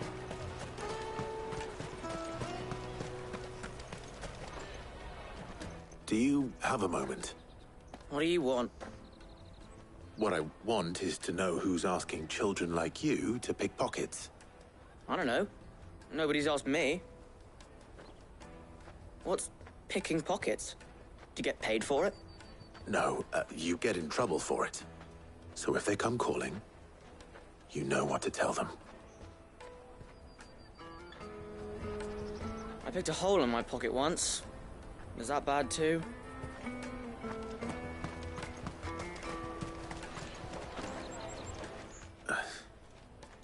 Excuse me? What do you want? I don't have any money. It's all right. We're not going to hurt you. We just want to talk. What about? We've heard that some very bad people are making children like you steal from travelers. We need to know who's behind it so we can stop them. I don't know much about it, really. But my friend, Honza, he said he got a job doing something dangerous. Sounds promising. We need to find him and ask. Do you know where your friend might be? He's usually by the tents outside town. Thank you. You've been very helpful. He'll probably be by the tents. You won't hurt him, will you? Come on, come on!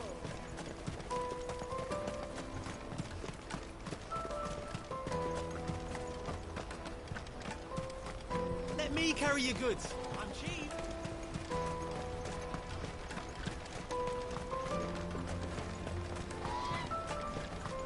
That's that then. No traders pass. No passage. She must have meant the refugee camp.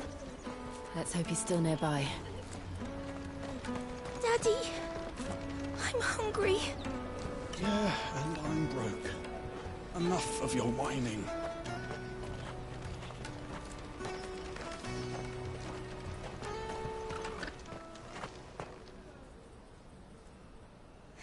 That big fat donkey was easy pickings. He wouldn't have noticed if we'd robbed his boots off him. Yeah. Wish we hadn't handed over the pass, though. Could use one of those things to get out of this dump. Chance would be a fine thing. The moment they found out, they'd string us up by our guts. Would they now? Perhaps you'd like to introduce us to these charming characters. Shit! We're in trouble now! What do we do? You two get caught if you want. I'm off. Hunter, where are you going? So that was Hunter, eh? Jill, you watch these two. I'm going after him. All right.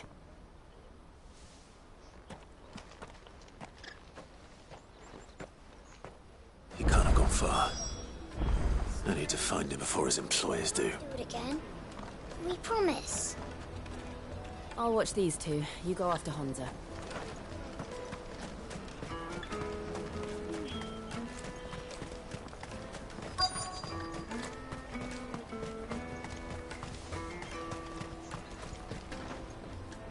Did you see a boy run past? He stole something from a friend of mine. There was a boy ran back there towards the Chocobo pen, but... Thank you. The Chocobo pen's back there. I don't know if it's the same lad who stole from you, but that's where he was headed.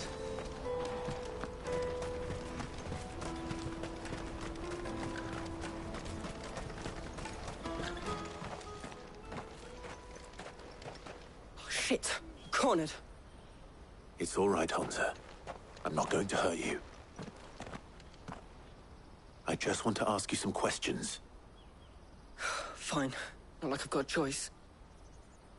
I'm looking for the people who are making you steal for them. Who are they? Called themselves the Carstones. They said they'd give me good gill if I did what they told me. I knew they were bad, but bread doesn't come for free. Didn't come at all half the time, before I started buzzing for them. You know, if I didn't do it, they'd just pick on someone else. Someone they could push around easier. Hunter. You found him, then? Jill. Where are the other two? Eloise is watching over them. She sent Goots and I to look for you. You're... him! I haven't got your pass anymore, if that's what you're after. I gave it to the Carstones. Whatever you do to me, I can't get it back. Not that I go against them, anyway. If it weren't for their gill, me and my mates would have starved.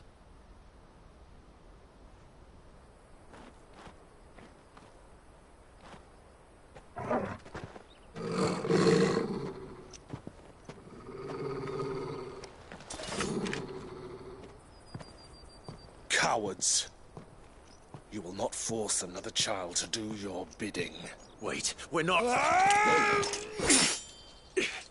Don't hurt him.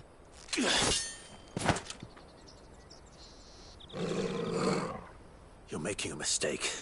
We're on the same side. Like hell we are. That brooch. Where did you get it? Master Theo. Goots. What are you doing with these people? Unless you're the ones my sister was talking about. Your sister?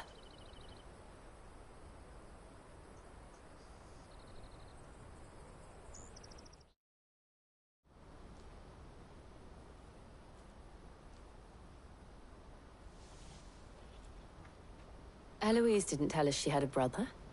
And why would she? I'm just her back and a blade. Theodore, at your service. Sorry about before. Theodore, what do you know of the Cast Stones? Vultures who have made Boklad their hunting ground. They prey on the desperate, stealing from those with gill and bullying those without it into joining their flock. I'd been looking into their activities in hope of sparing the refugees any further hardship. But it seems they've already stooped even lower than I'd feared. Hunza's a good lad. Don't blame him for what they've made him do. If he and his friends hadn't agreed to work for the Stones, some other poor souls would have. On pain of death, most likely. Clive, was it? And my sisters asked you to help put an end to the pickpocketing. Then we all want the same thing.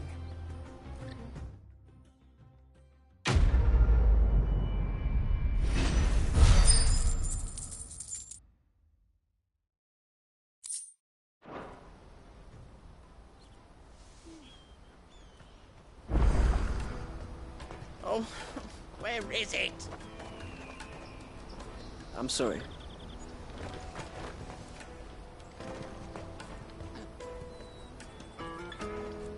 So, what's the plan? What else? We find the cast stones and we crush them. You get your trader's pass back, and I make Boklad a safe place again. All right then. All right then. Honza, where are they camped? Don't worry. They'll never know you told us. Couldn't if I wanted to. They always come to town to collect the passes. Meet us outside the gate.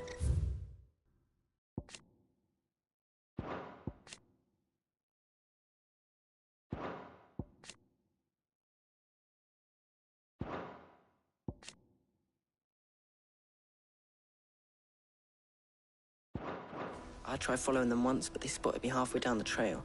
Said they'd string me up. We'll try it this time. Which way were they going? Back down the road towards Lateney's Cleft. To Lateney's Cleft, then.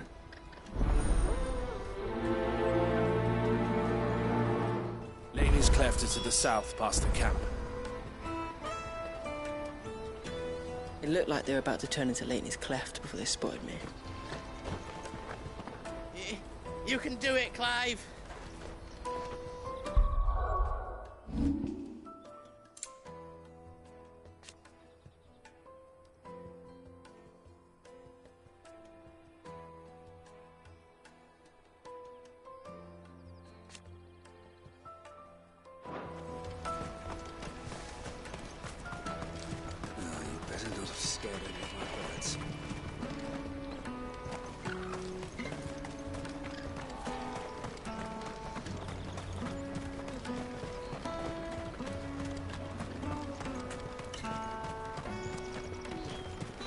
Hurry, man.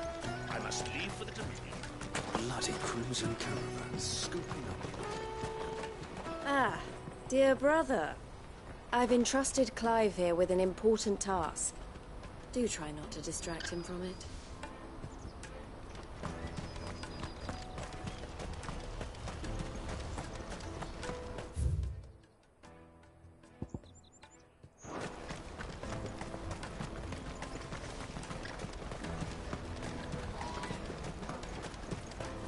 That's that then. Daddy!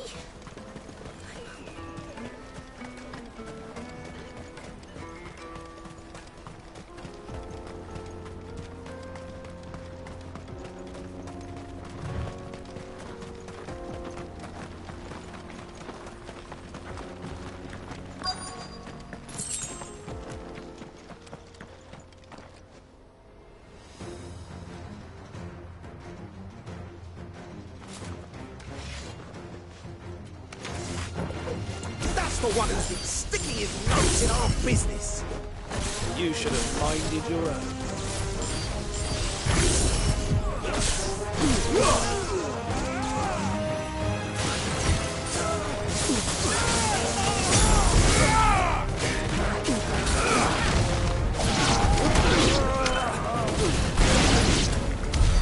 I doubt these were the ringleaders. But at least we know we're on the right track.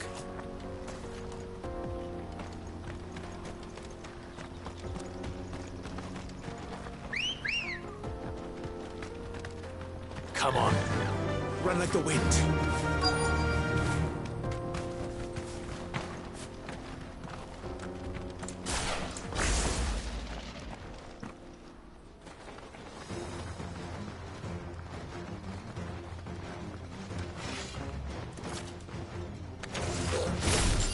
We got company! That's the lot.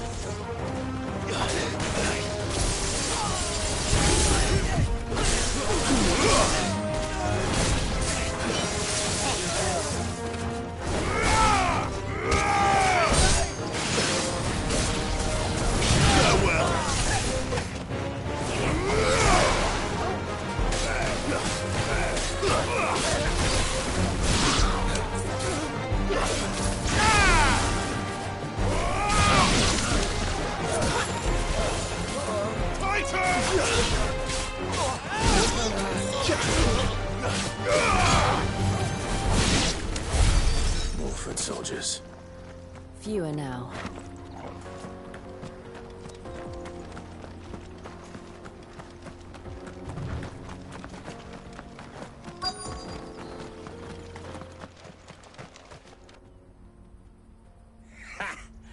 Not a bad haul today, eh? Aye. Some of our new recruits are natural-born ne'er-do-wells. Especially the little ones. That Hans has got nimble fingers, all right.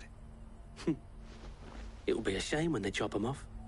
But till then, let's make the most of it. Scum. The leaders of the Cast Stones, I take it. They don't deserve any mercy, Clive. I wasn't planning on showing them any. We're ready when you are, Theodore. Oh, I'm ready.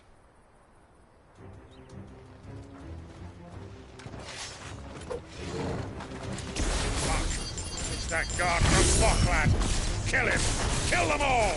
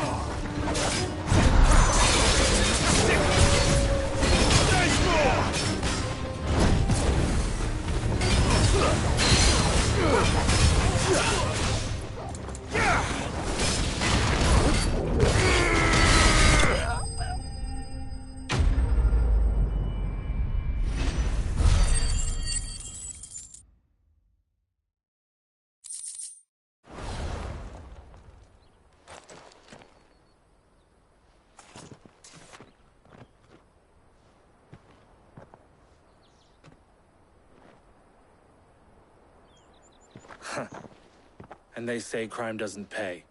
Gold chains, rings, purses. And traders' passes. Dozens of them. Have the names been changed? Not yet. I recognize some of them. No doubt Goots's is somewhere among them. Now I just need to sort through it all and return everything to the people it was taken from. We should go and give Eloise the good news. Can we leave things here in your hands, Theodore? Of course. Oh, and, be sure to tell her of the part I played, won't you? We'll be glad to.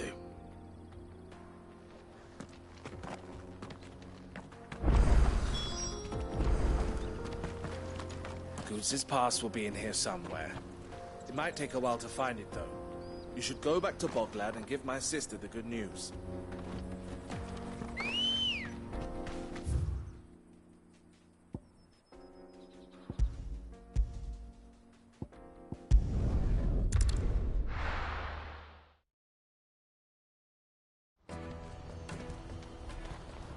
Let me carry your goods. I'm cheap.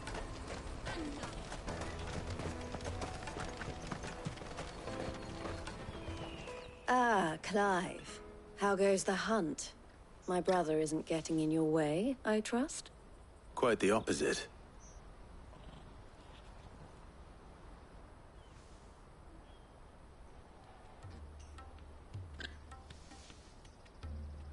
So it was the Cast Stones who were behind it all. Theo told me he'd been on their trail. And their demise solves 3 problems at a stroke. That of the pickpockets, the bandits pulling their strings, and the passes they were stealing. I only hope yours is among the items you recovered. Only time and Theo's return will tell. Speaking of whom, welcome home, dear brother. You are too kind, Eloise. Here, Clive. Goots's pass. Ask him to keep a closer eye on it from now on, would you? I will. Thank you. El, I've asked our boys to carry the rest of the goods back. Can I count on your help in sorting through it all? Of course. I'll make some space in the storeroom. I expect you'll soon be on your way then. But it wouldn't do to leave without introducing yourself properly. Would it now? Cid. Don't look so shocked. We're on the same side. I don't understand. As you now know all too well, we at the Crimson Caravans are always happy to help those in need.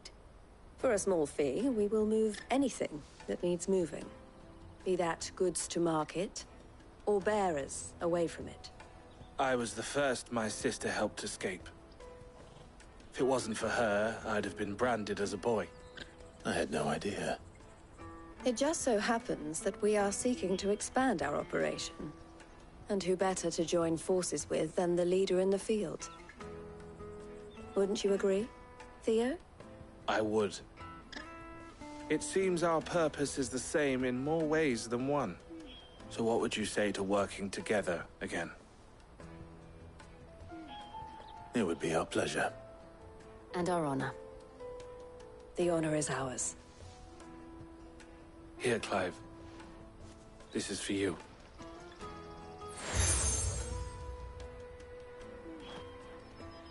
What is it? Elle has friends in high places, while I have associates in, lower ones. That mark is proof that you're a friend to us both.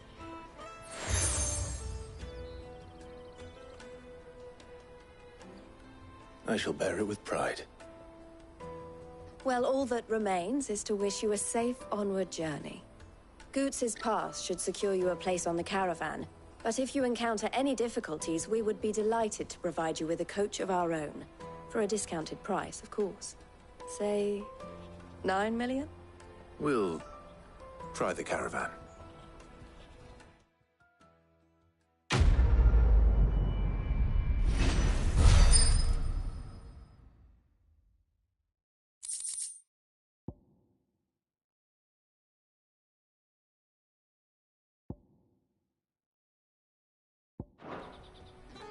Right then. Let's get this back to Goots. And then it's on to the Dominion. Something I can help you with? Why, I am what you see.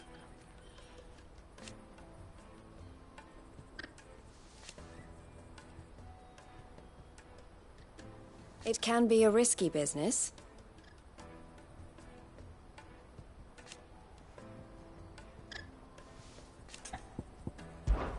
This being a border town,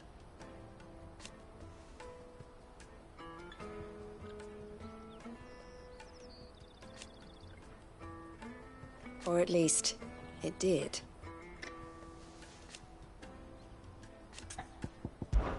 Don't worry about Honza and the others.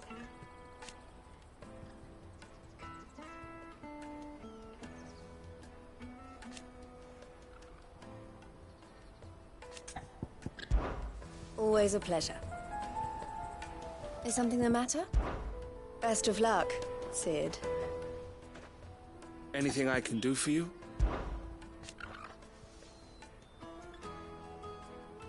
And I wouldn't have it any other way. All the better.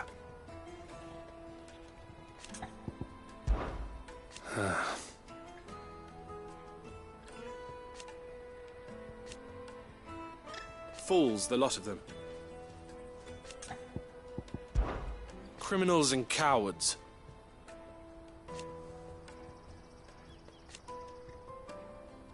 So thank you. Farewell, then.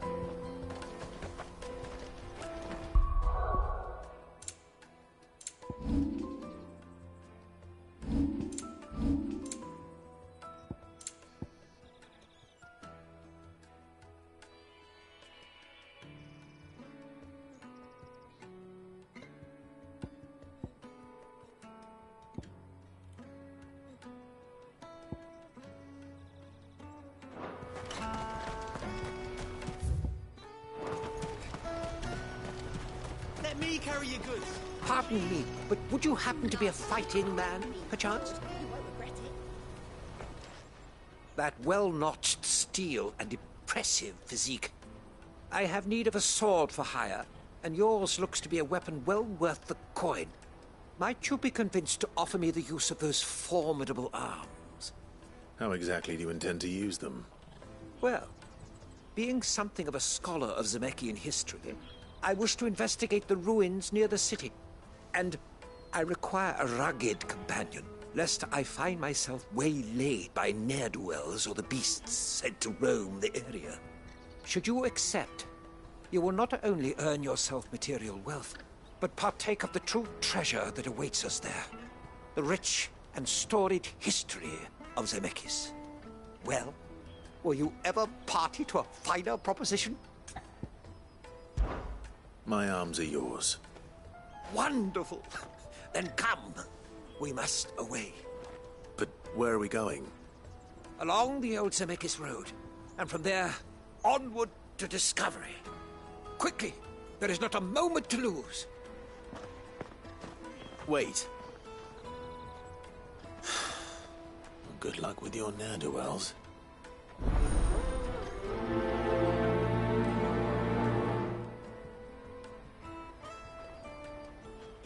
I better make sure he doesn't get himself killed.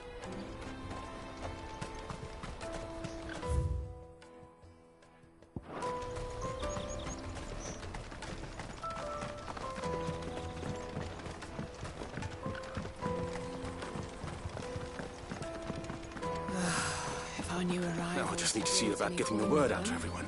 We'd be rich. I want to know right away. Bad news. Good, actually. Something worth celebrating for a change. Only trouble is, the serving girl's still new to the job, so I can't leave her while I go and invite those I'd like to celebrate with. What exactly are you celebrating, if you don't mind me asking? I've come by a particularly fine bottle of red. A Gotan 66, no less.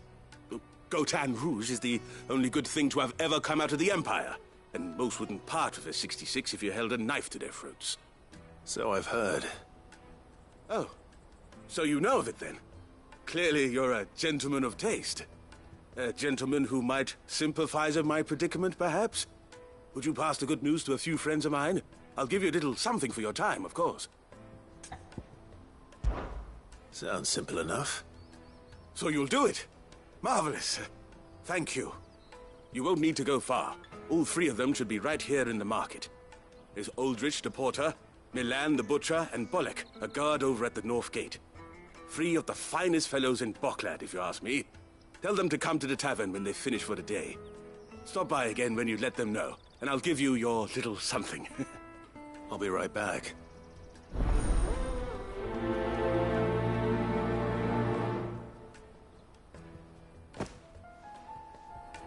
There are plenty of hard-working folk here in Boklad, but my three friends deserve a tipple more than most. You let them know there's a cup of fine wine waiting for them when they're ready.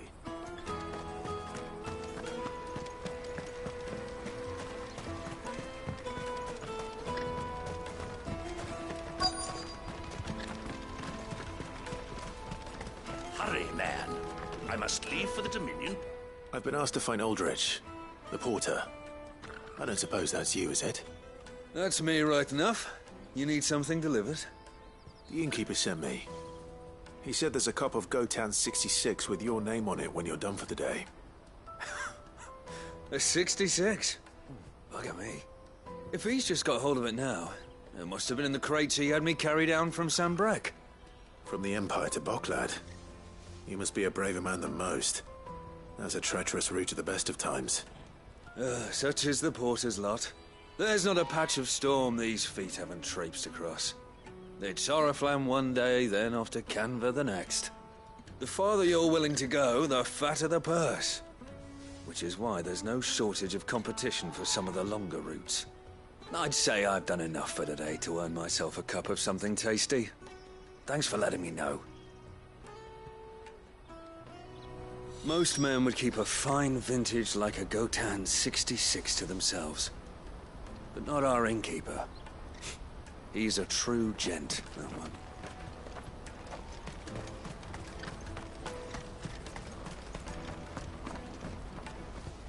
I see you've been of some assistance to Eloise. Perhaps you can extend me the same kindness? Perhaps. What would I be doing? Finding someone. You see, I've been having trouble with thieves, and despite the many pains I've taken, I can't stop them from rummaging through my packs. I was griping about my lot to a friend of mine a few days back, and he offered to track the culprits down. Now, Joseph's a sellsword, and a good one at that. But he's been gone days, and I'm beginning to fear the worst. Any idea where his search for the thieves might have taken him? The old Zemeckis Road, perhaps? He doubted they would be fool enough to linger here in Boklad. Joseph's lived a hard life. Made him grey long before his time. I just pray he hasn't been killed over a few sacks of grain. I can't imagine there are too many grey-haired sellswords around. Hopefully someone will have seen him.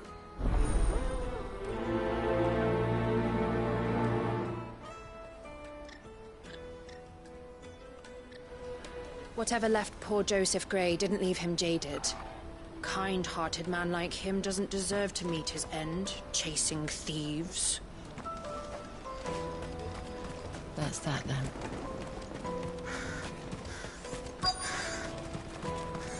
There are no crystals here.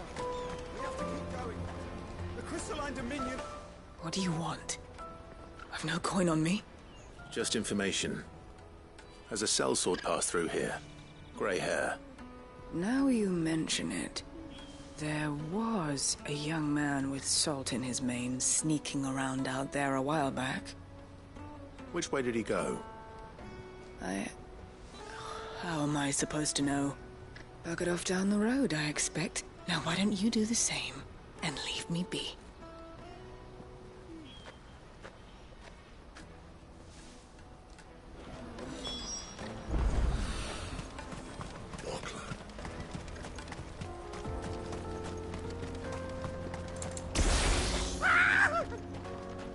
Why am I not surprised?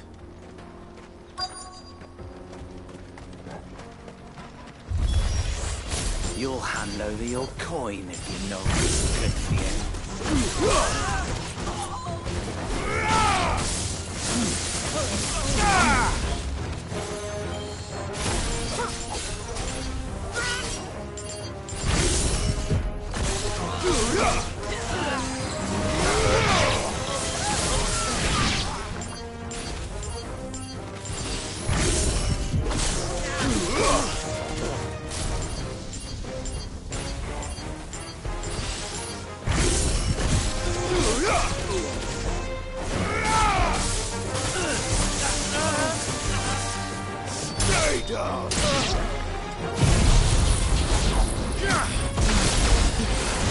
Don't stop!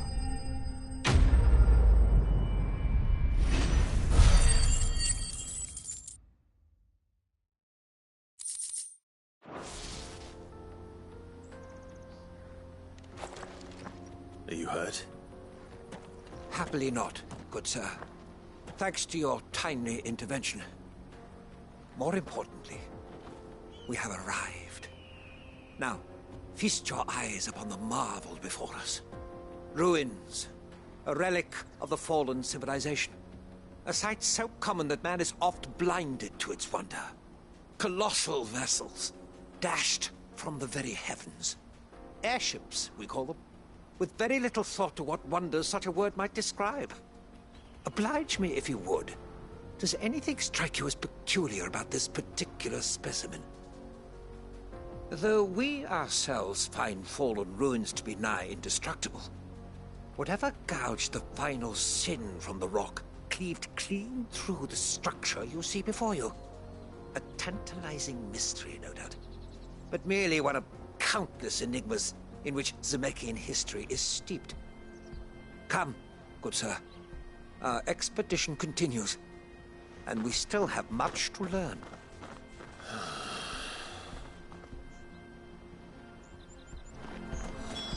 He's passionate. I'll give him that.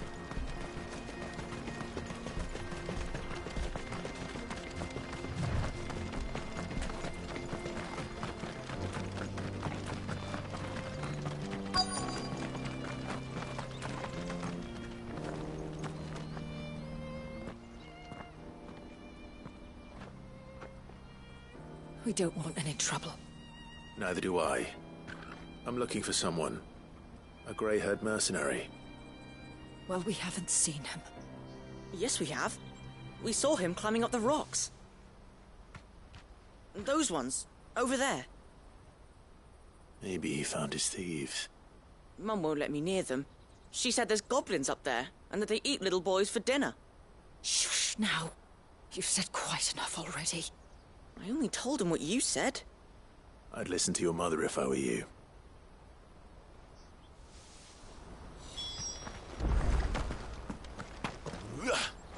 I know Mum was only trying to scare me, but I'm not afraid of goblins. Not the little ones, anyway.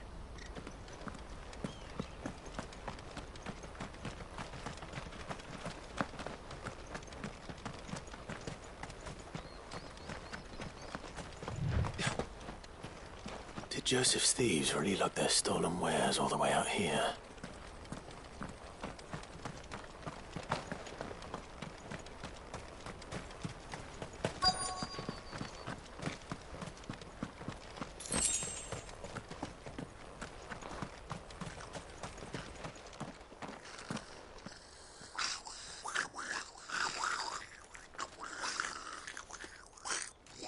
I think we've found our thieves.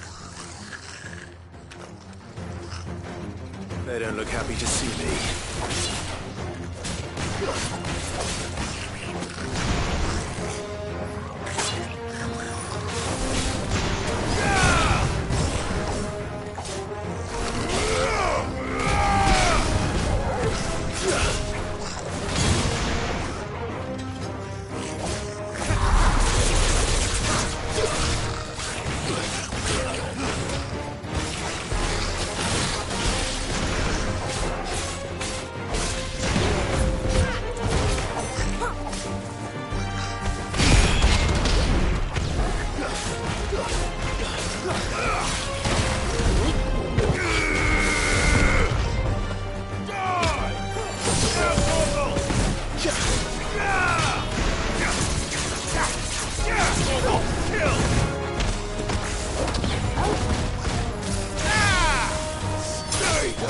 That's it.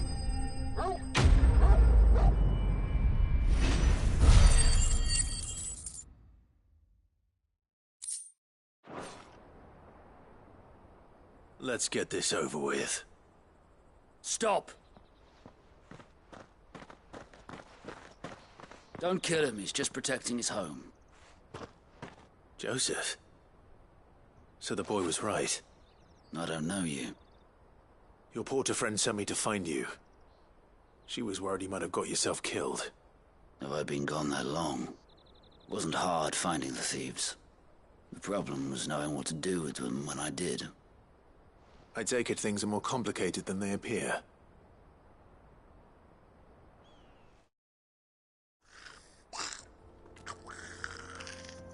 I'd all but ruled out bandits before I even left the market. You know why that is? Because our thieves had no interest in gold or gems, or anything they couldn't eat, for that matter. Add to that the rumors of goblins in the area, and the mystery practically solved itself. I soon found their cozy little homestead, and all the missing food.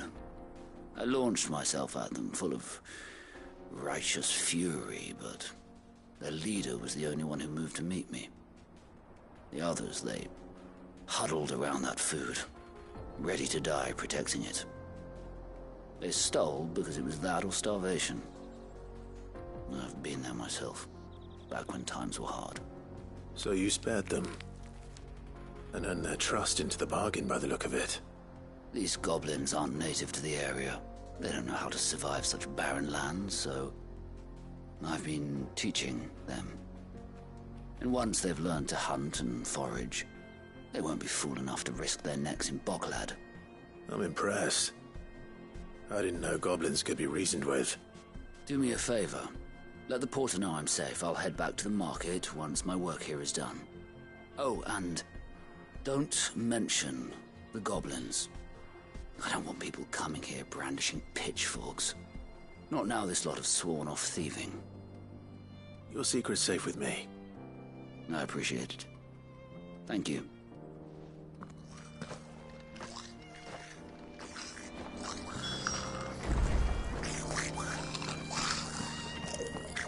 I'd always thought of goblins as mindless savages. But if I'm honest, I like them better than half the men I've served with.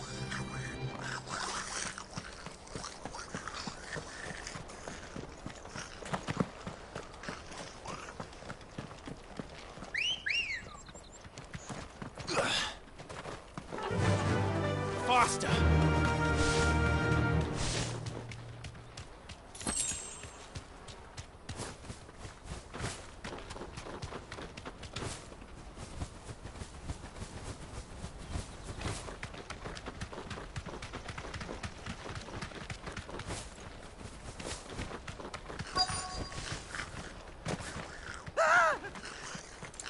Not it. All right then. Who's first?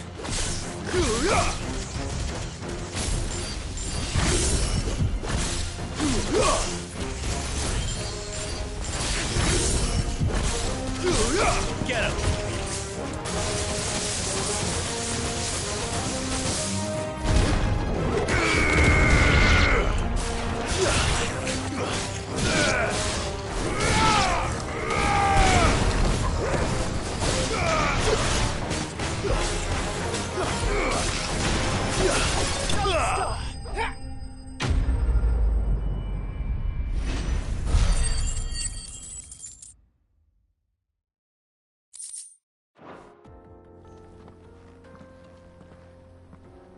You're going to get yourself killed.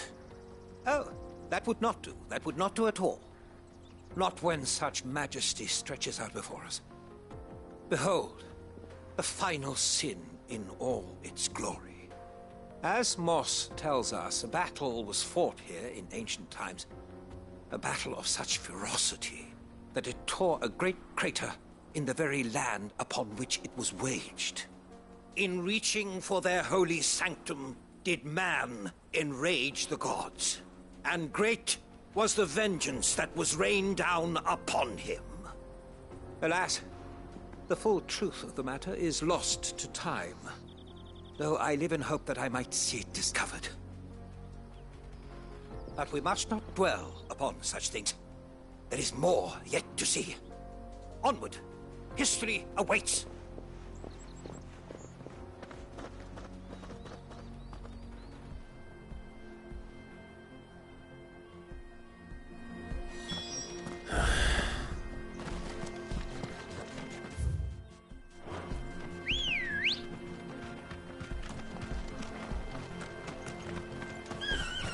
Let's go. Fly, Ambrosia.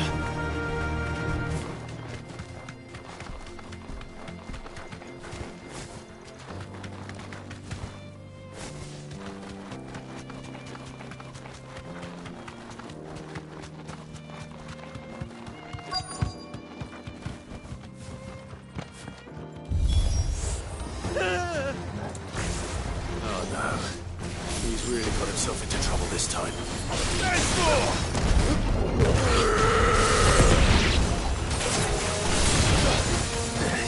To me, boy.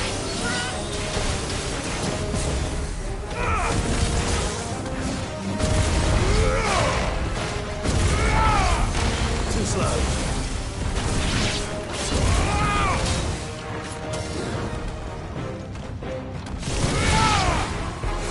Nice try.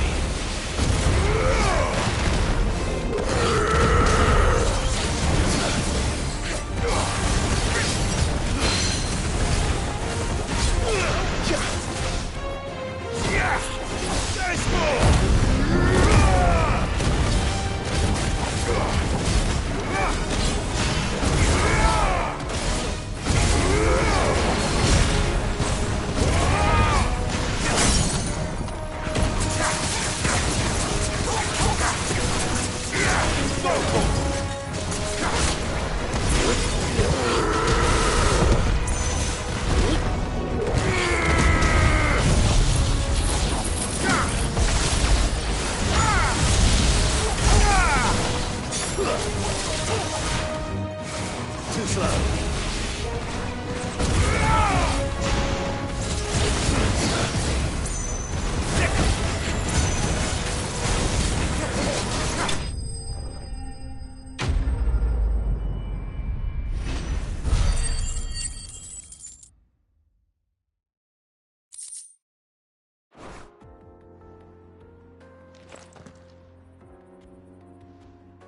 Still in one piece?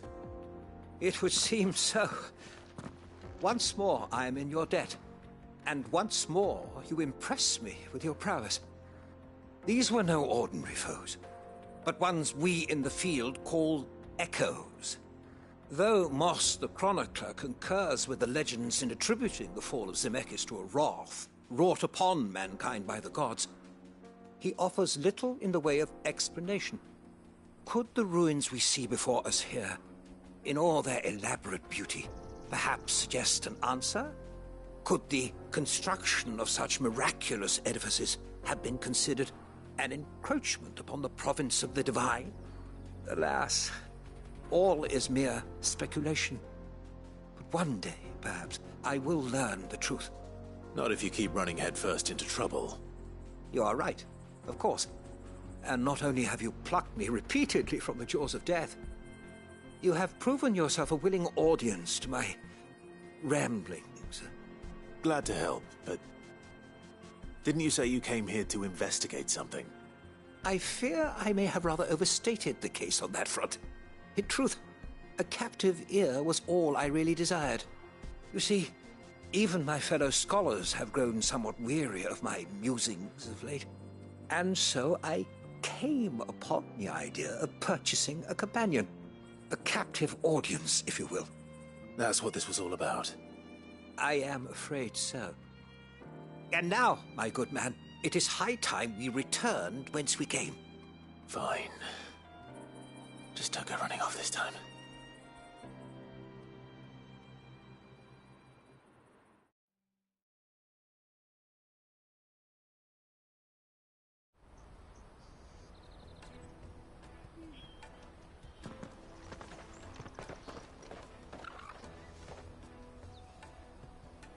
And so ends a delightful day. Here, your reward for humoring my selfish whims, plus a little extra for the trouble I have put you to.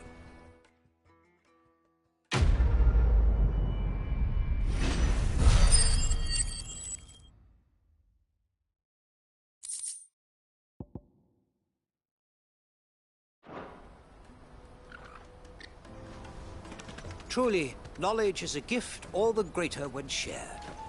Thank you once again.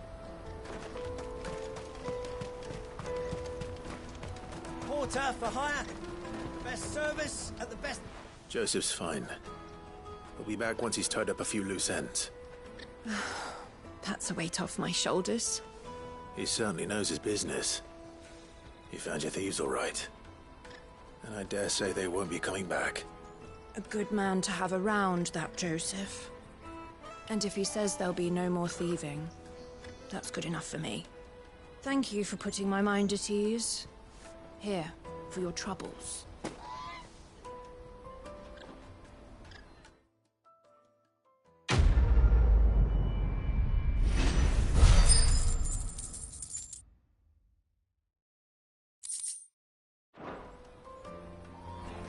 No doubt Joseph had quite the adventure. I look forward to hearing all the details when he gets back.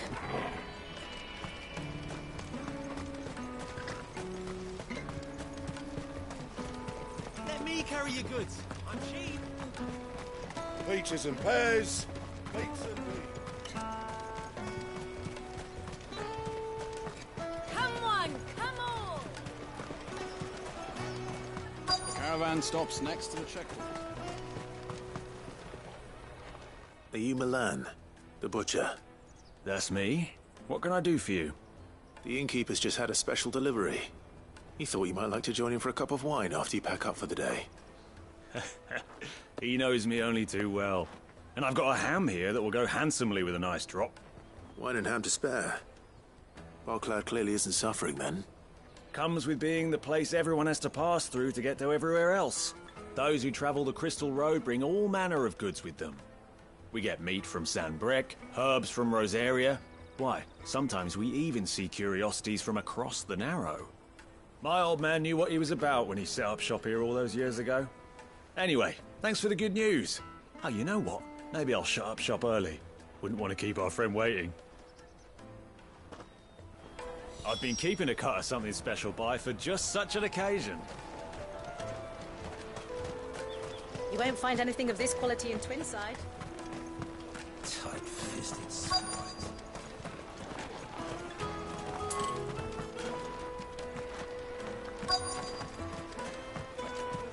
Let us through!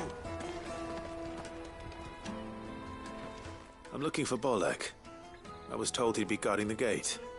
Well, you found him. You're not here to enlist, I take it? The innkeeper sent me. He's just taken delivery of a rare vintage, a Gotan 66. He thought you might like a cup. I've never said no to a goat hand. I'm not about to start now. Thanks for letting me know. You must be a busy man.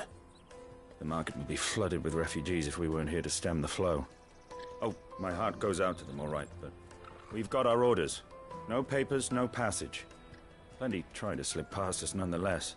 And every now and then, one of them's foolish enough to try and force their way through. And when they do, well, things can get nasty. You know what? That wine's sounding better by the moment. Hold on. I wonder if the innkeeper might spare a cup of that wine. There's nothing like a good drink to drown your sorrows. No one knows sorrow like us gate guards.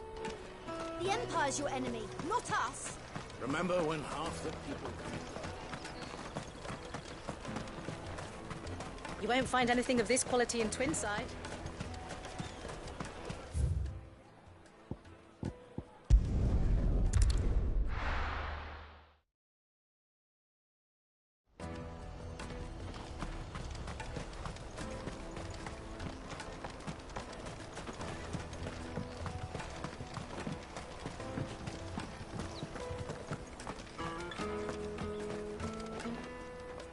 I spoke to your friends. They'll be along soon. That's fantastic news. Thank you kindly. It's been a while since we all sat down together.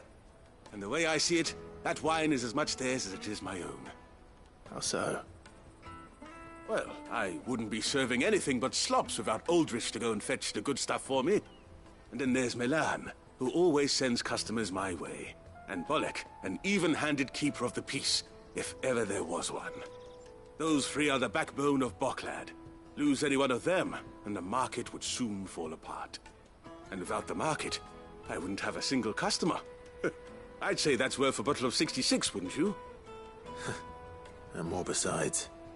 Everyone needs a shoulder to lean on.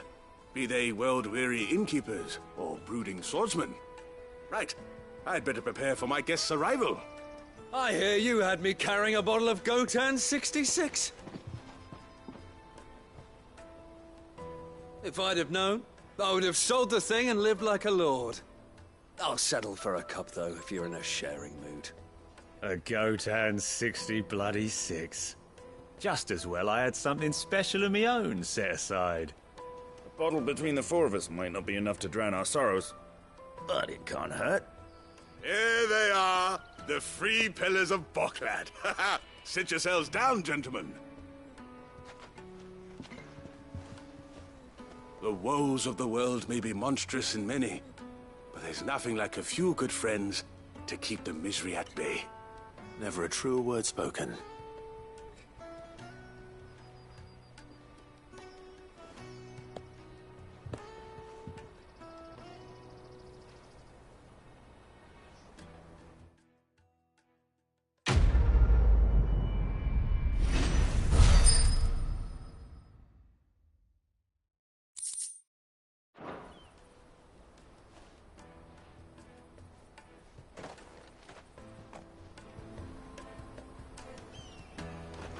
Kill the poor sod. And for a handful of coins at that. Ah, you were right to stay your bastard captain's hand. More bloodshed is the last thing we need in these dark days. I owe these remarkable gentlemen more than a few paltry cups of wine. Even if it is the finest wine in all of Valisphere. Oh, there's nothing like a cup or five of good wine to wash away the aches of the road.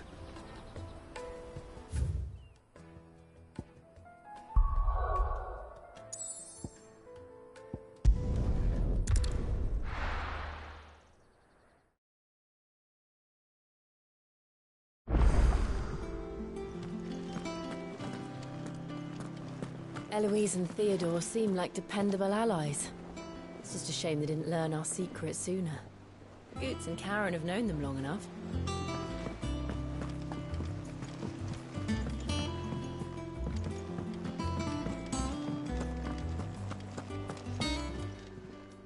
And what can I do for you? Try not to get yourself killed, eh? He cracked the crystal too? You're joking.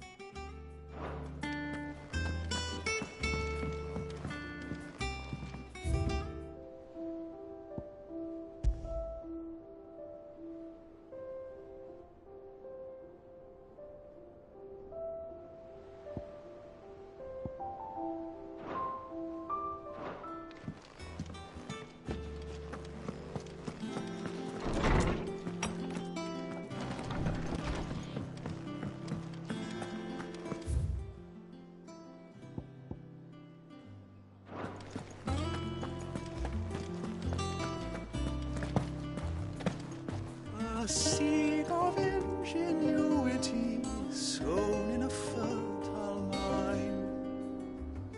By long travail of helping hands shall their fruition find.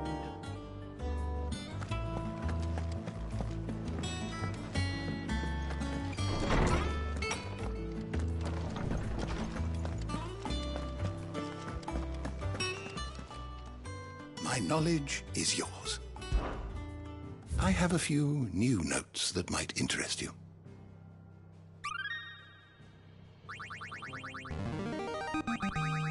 There is a rather fascinating excerpt I've been meaning to show you. You wish to study the tomes? You are always welcome, Clive.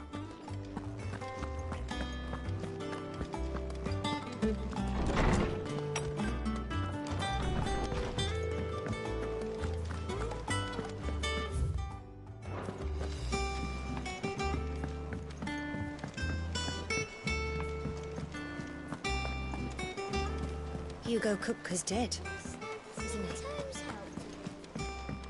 Nick told me she was building a ship.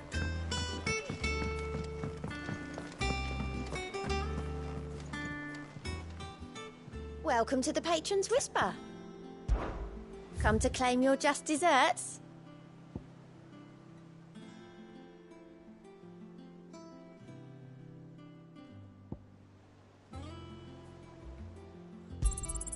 You earned this. All done? Sounds like Goots' friends are in the same trade as us. Nothing wrong with a bit of healthy competition.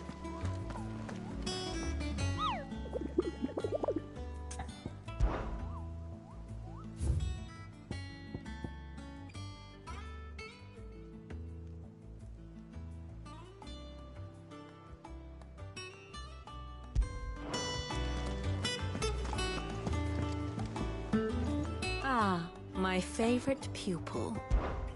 Going so soon?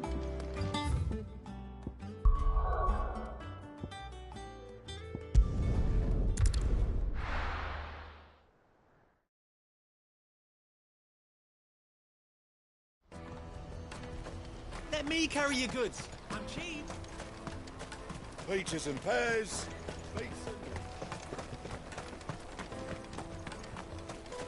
Come on, come on! The caravan stops next to Juicy pears! Slake your thirst without a crystal. What I'd really want to be is a blacksmith. You gonna do an apprenticeship or something then?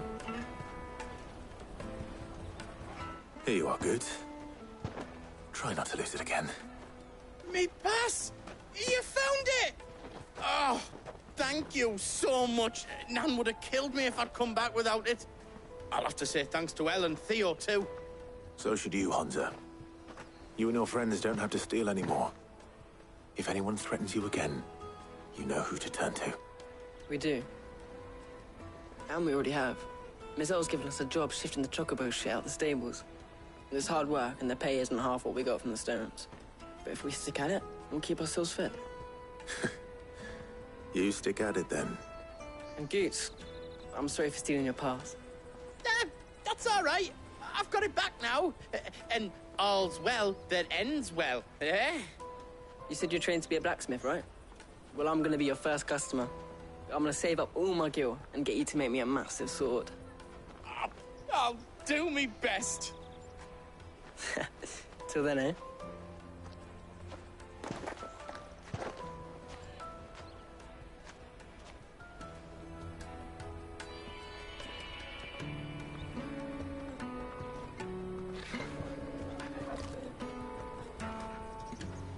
All right. We have a place on the wagon.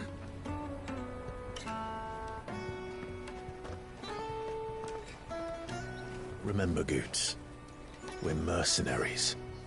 You hired us to protect you. Mercenaries. And you remember the plan? You're to ride all the way to Twinside. Jill and I will go with you as far as the outskirts, then find our own way in. I'll buy that stuff I need. Right. And we'll scout out the Imperial's defenses. There's a square with a big bell tower right in the middle of town.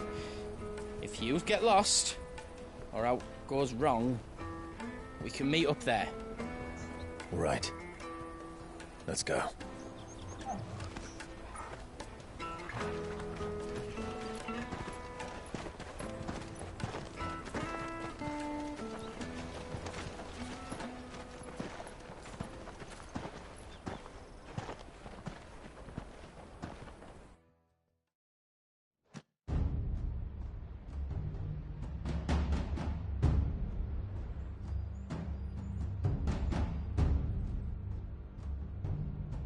I see.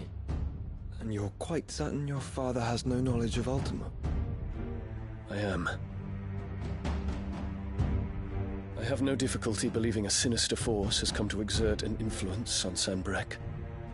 But be that as it may, it is yet to claim my father. For better or worse, his radiance speaks his own mind. Then the Fiend works from the shadows. I confess, when first you told me of this Fiend, I had my doubts. And more than a few at that. A beast that labors to plunge Valisthea into turmoil, all in pursuit of your brother. But that wound is proof enough that evil is afoot. Then I have your answer, Your Highness. You will join me in my fight. I cannot. Not yet. Your Highness, please. As you are aware, the Dhalmekian army is at our gates. They have lost their mother crystal, and with it all hope of a negotiated withdrawal. It is but a matter of time before they invade. If Bahamut is not here to meet them, my people will be slaughtered. Though not by Hugo Kupka, thanks to Ultima's machinations.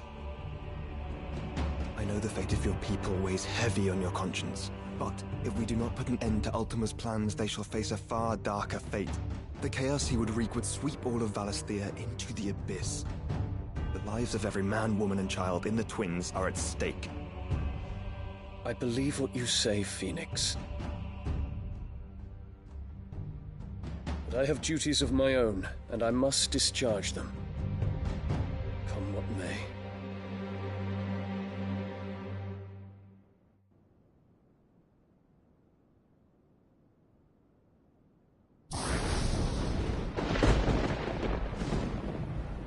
What do you know of my blood?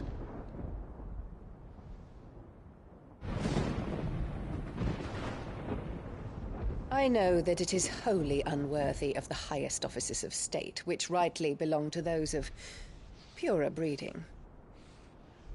Alas.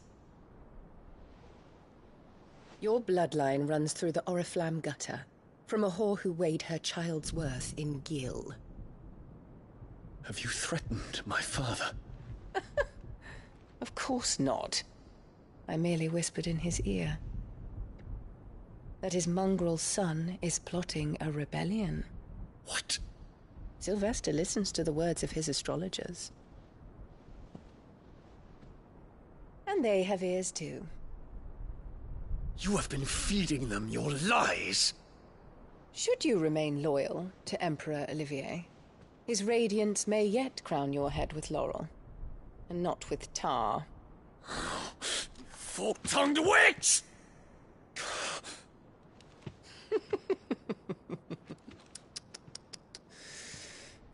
In consideration of your long years of service to the Empire, I shall forgive this uncharacteristic rudeness. Now hurry and make ready, Your Imperial Highness. Emperor Olivier expects much of you, Dion. Or should I say, of Bahamut. May your fire reduce his enemies to ash, till all of Valisthea bows to its rightful ruler.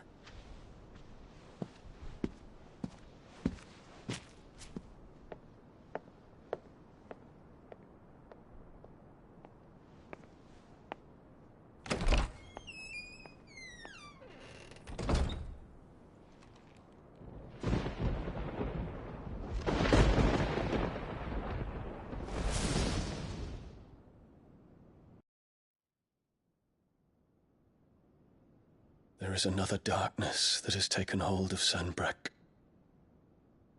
And until its grip is released, the flames of war shall spread ever wider, just as Ultima wishes.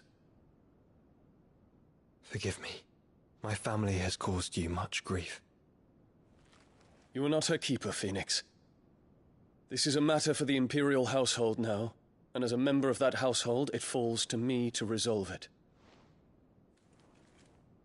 At such time as that is done, what strength I have shall be yours.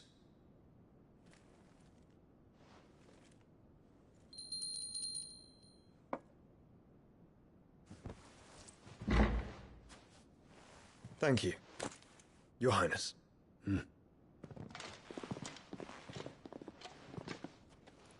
Let us take to the skies together, and bring a new dawn to Valisthea.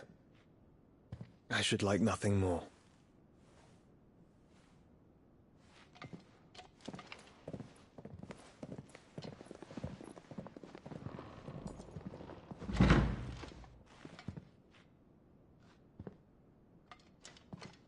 Terence. My prince. Tell me true. Do you believe what I'm about to do is wrong? We dragoons have but one leader, Your Highness. And we shall follow him unto the very end. Thank you. This is my decree. For their crimes against the crown, the traitorous Annabella and her usurping son shall be put to death, and the Empire restored.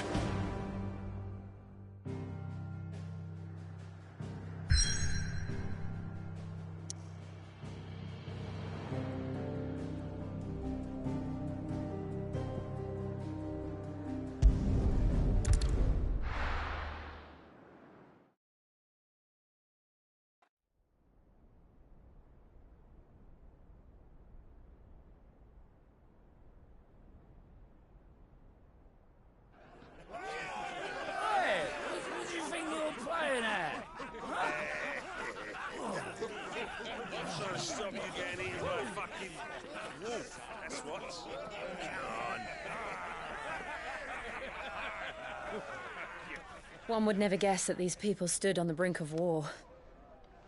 And they're afraid. They turn to drink to forget their fears.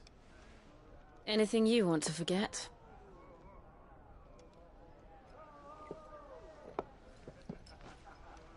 The harbor is empty, and half the market stalls too. The city may seem peaceful on the surface, but it's balanced on a knife edge.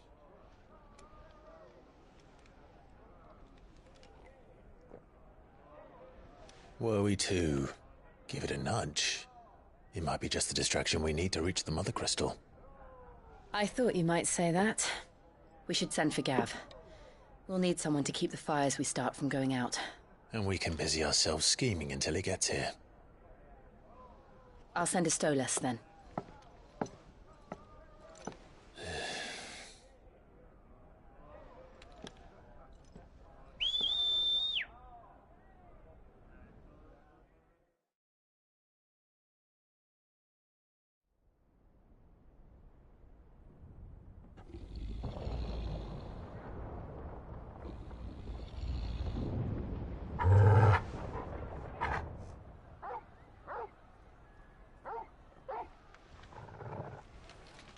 What is it, boy?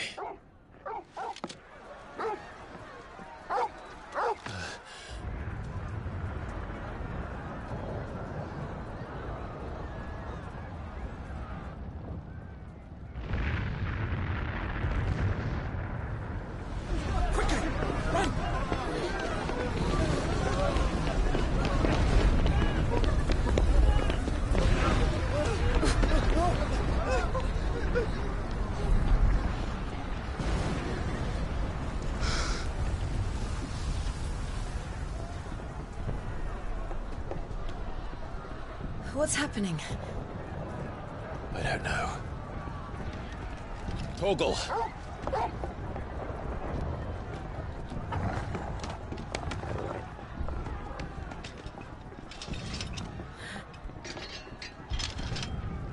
This way.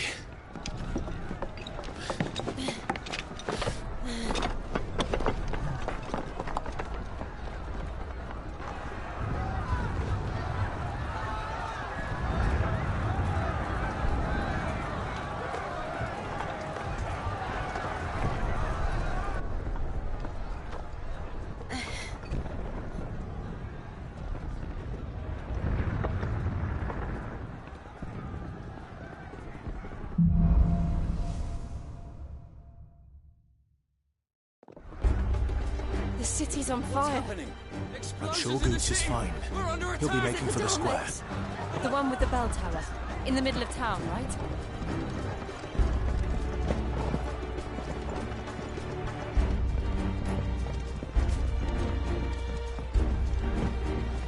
Guard, watchman or sentry is to be slain on sight.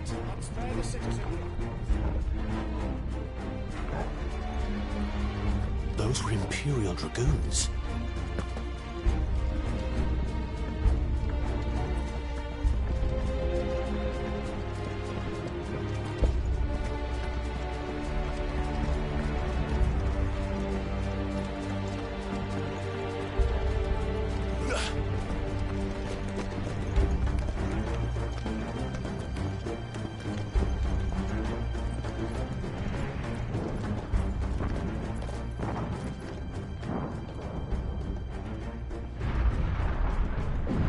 What in the hell is going on? Let's go and see. Right.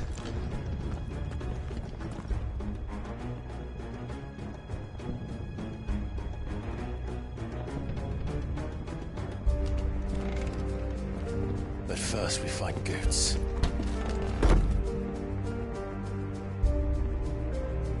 Just hope he's all right.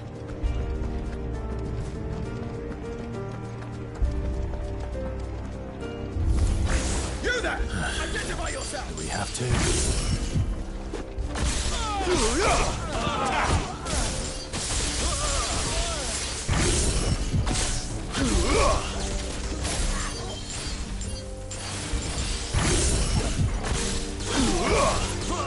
This one!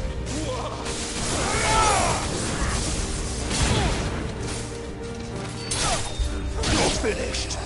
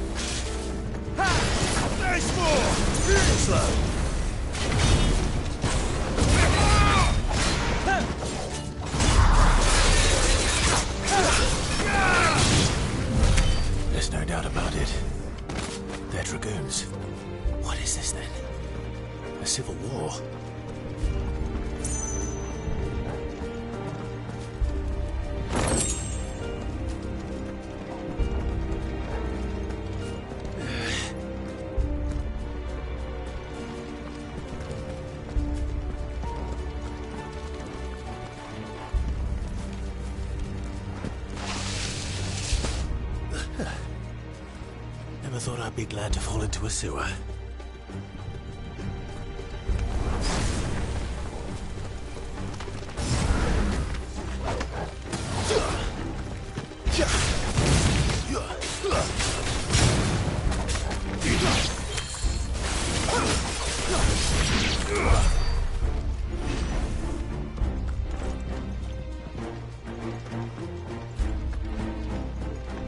Ward secured, Captain. None of the Emperor's forces remain. They gather on them. We press on to the council chambers. Yes, Captain.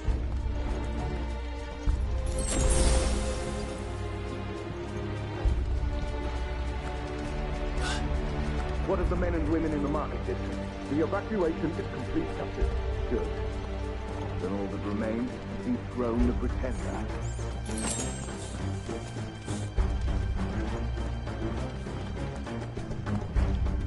There it is. The bell tower. Right. Let's go.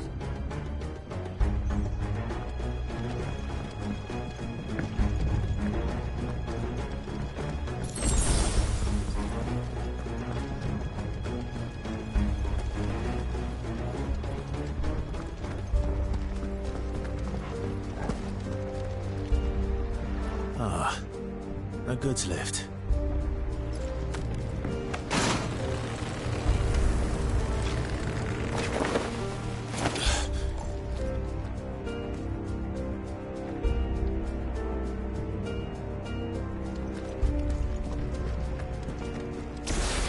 Where in Gregor's name did you come from?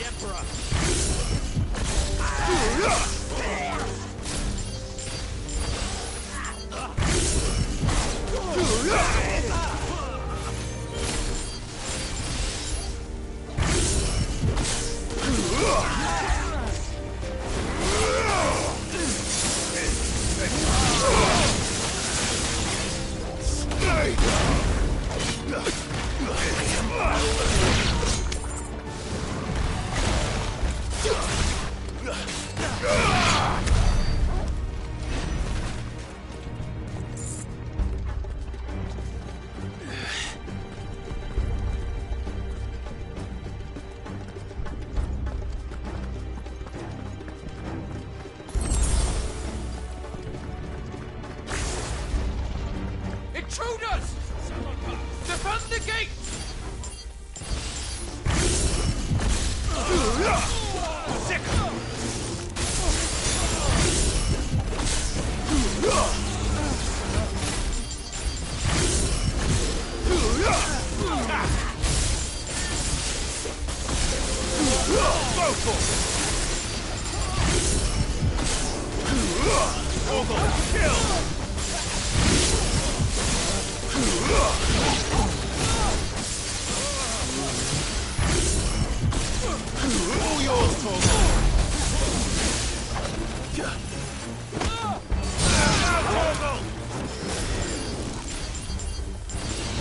Nice try.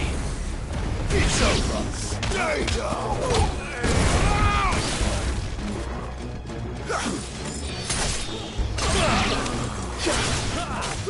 Too slow.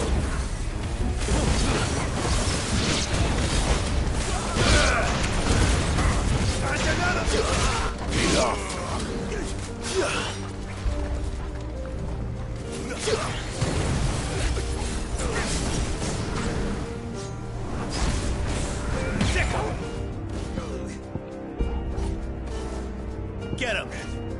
Go, Torgal!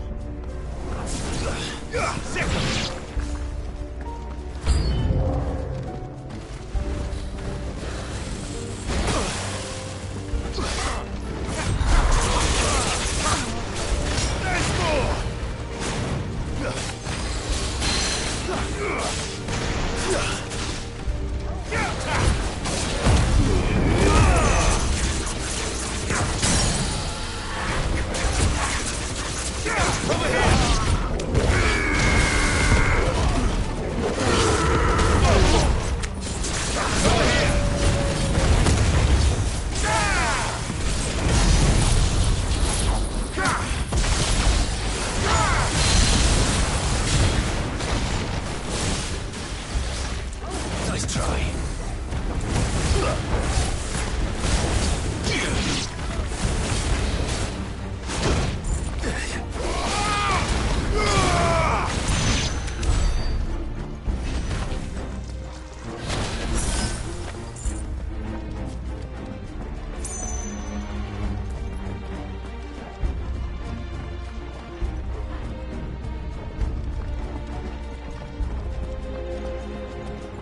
Damn it. We'll have to find a way around.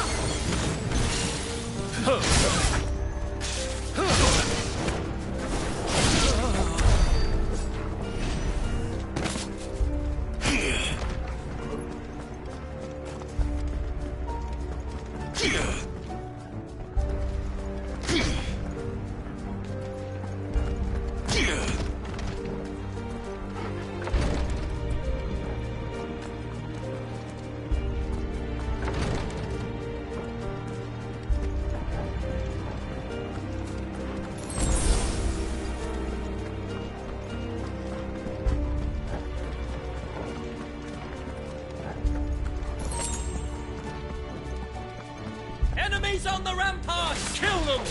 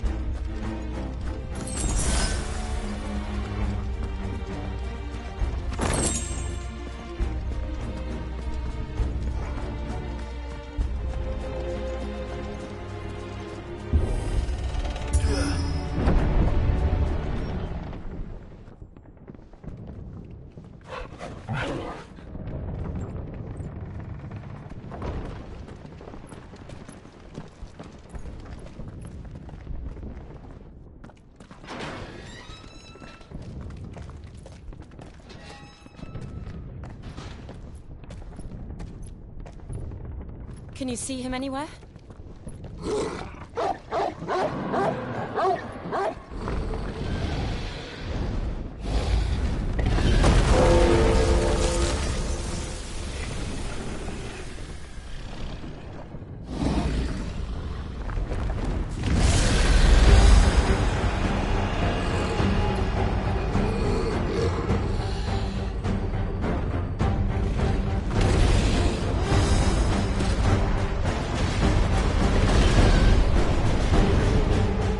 It must be one of the Dragoon's pets.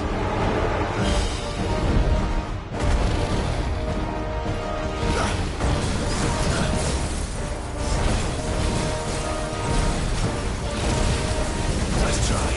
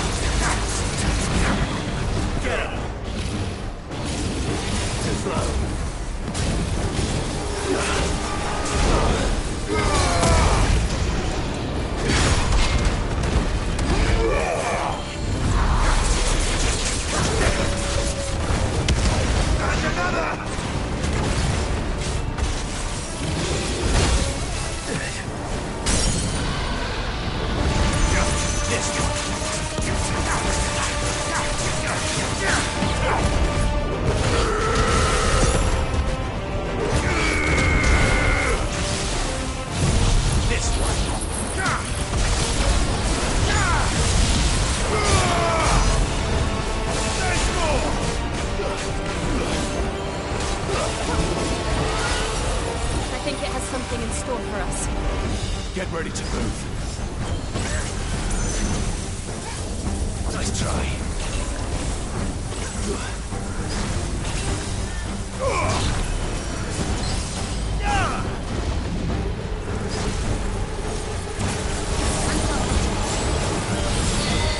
Too slow. Nice try.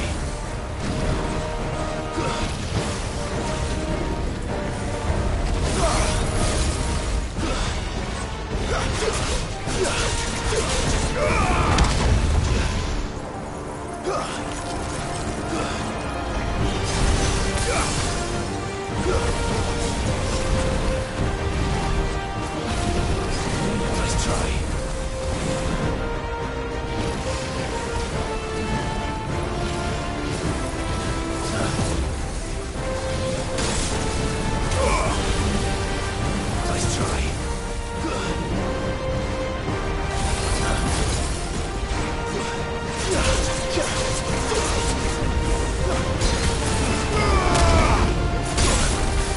To me, boy.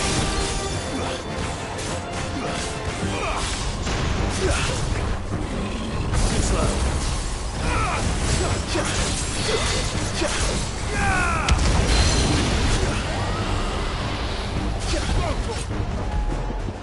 All yours, Torgal.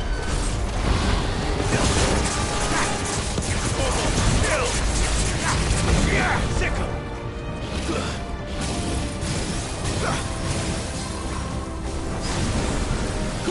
Go, Torgal.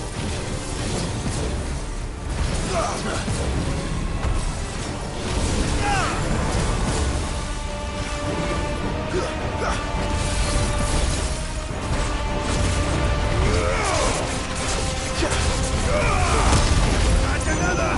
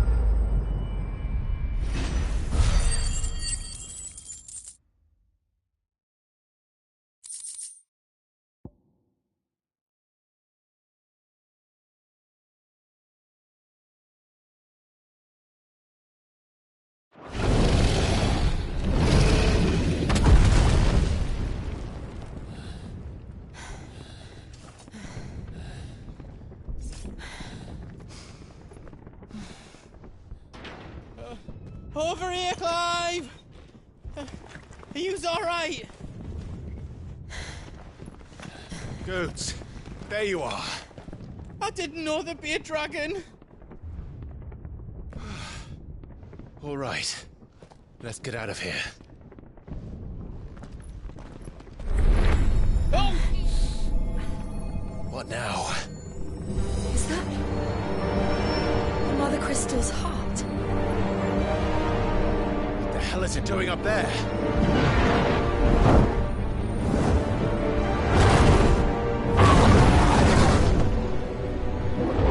Bahamut.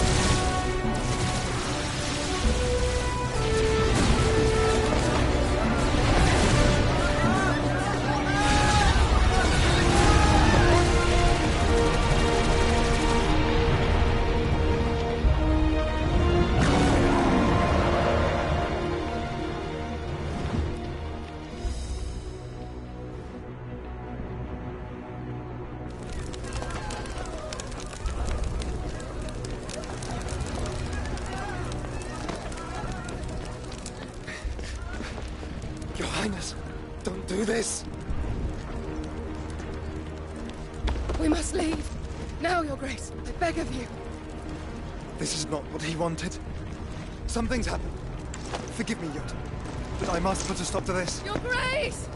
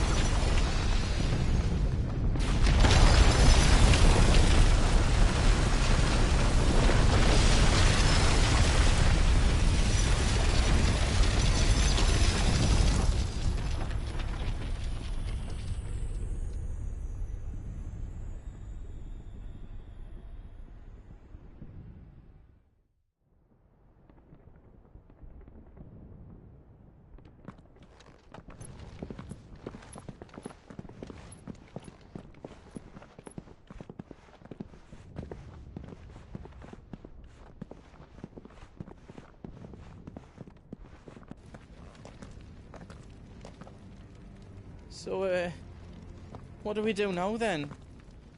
We destroy the heart. We might come back! As soon as the flames die down, the Imperials and the Dalmex will move in. This may be our only chance. And Bahamut has gone for now. You should get as far away as you can, Goots.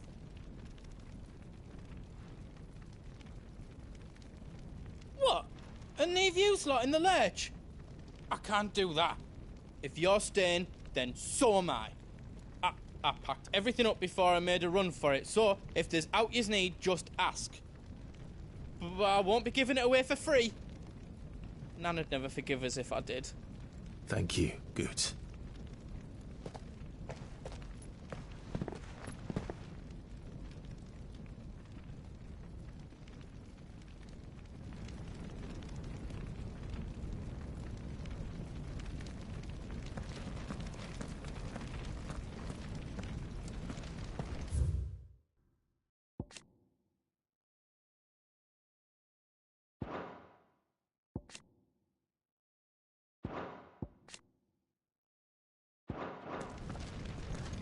Just let me get me stuff out.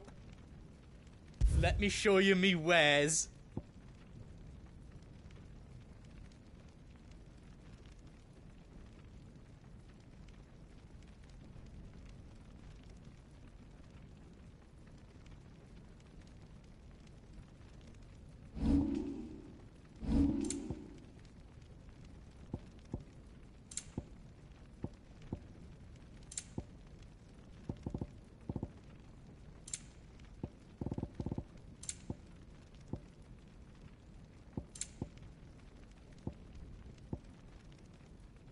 How else I can do for you?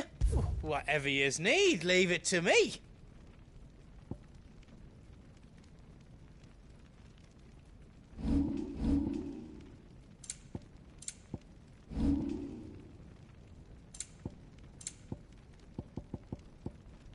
Anything else I can make for you?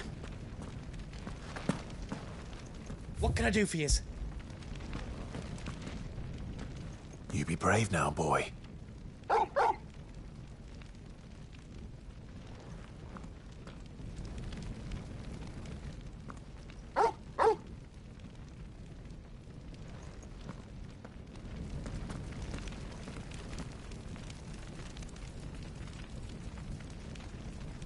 Drake's tail is right there, Clive. It's time to free Storm from the Crystal's curse. Oh, it's past time. But remember, Bahamut is still out there. And I dare say we'll be seeing him again before the night is done.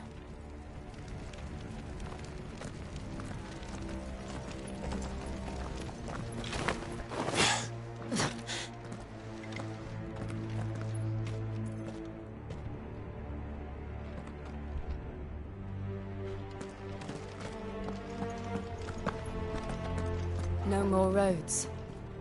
We'll have to find our own path.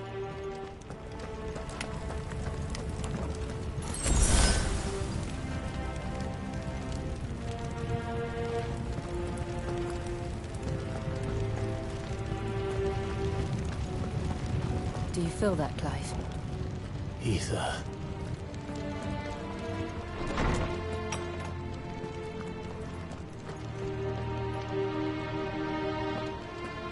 Just what we need.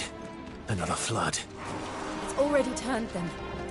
Then there's no reason to hold back. Get him!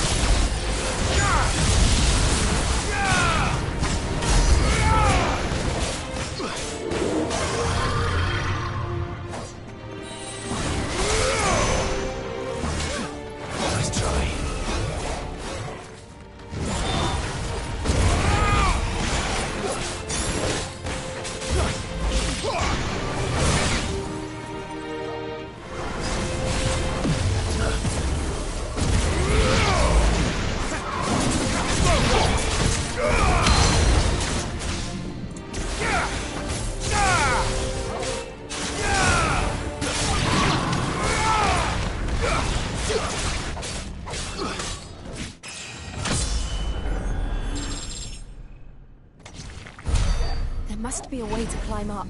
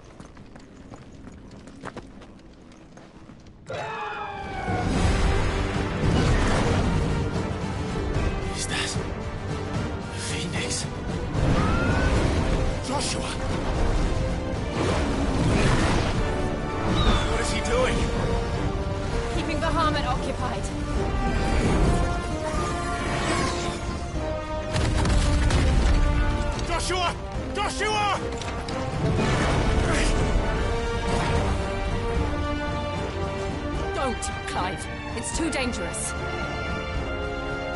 Fuck! Hold on, Joshua! I'm coming!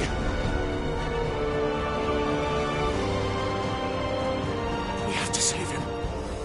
And we will. We just need to keep moving.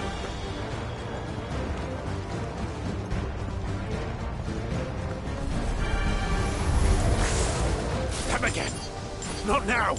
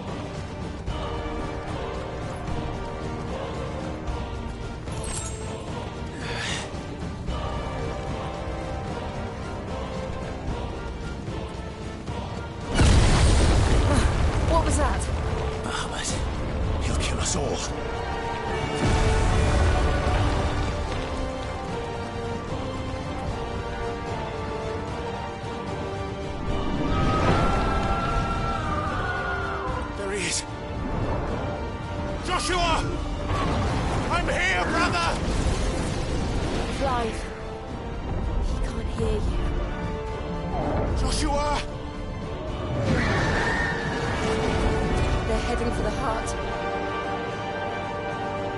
then so should we.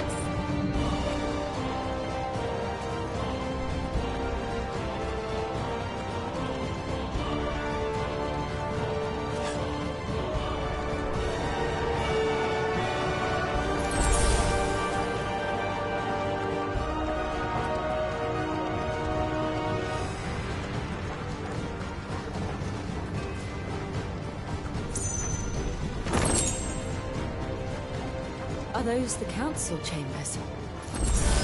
How are they still standing? I don't know.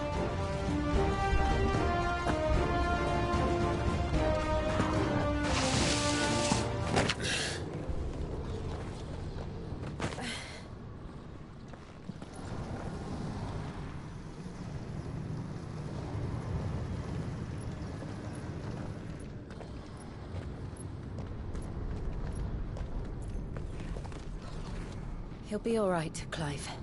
He's a survivor.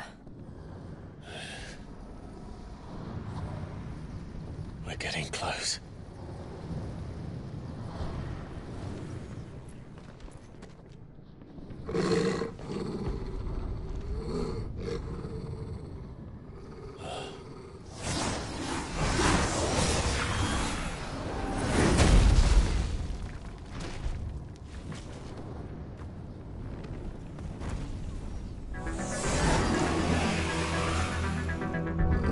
Looks like somebody doesn't want us getting any closer. I don't care what it wants.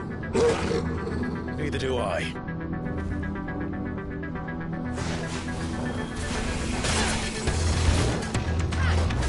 There's more!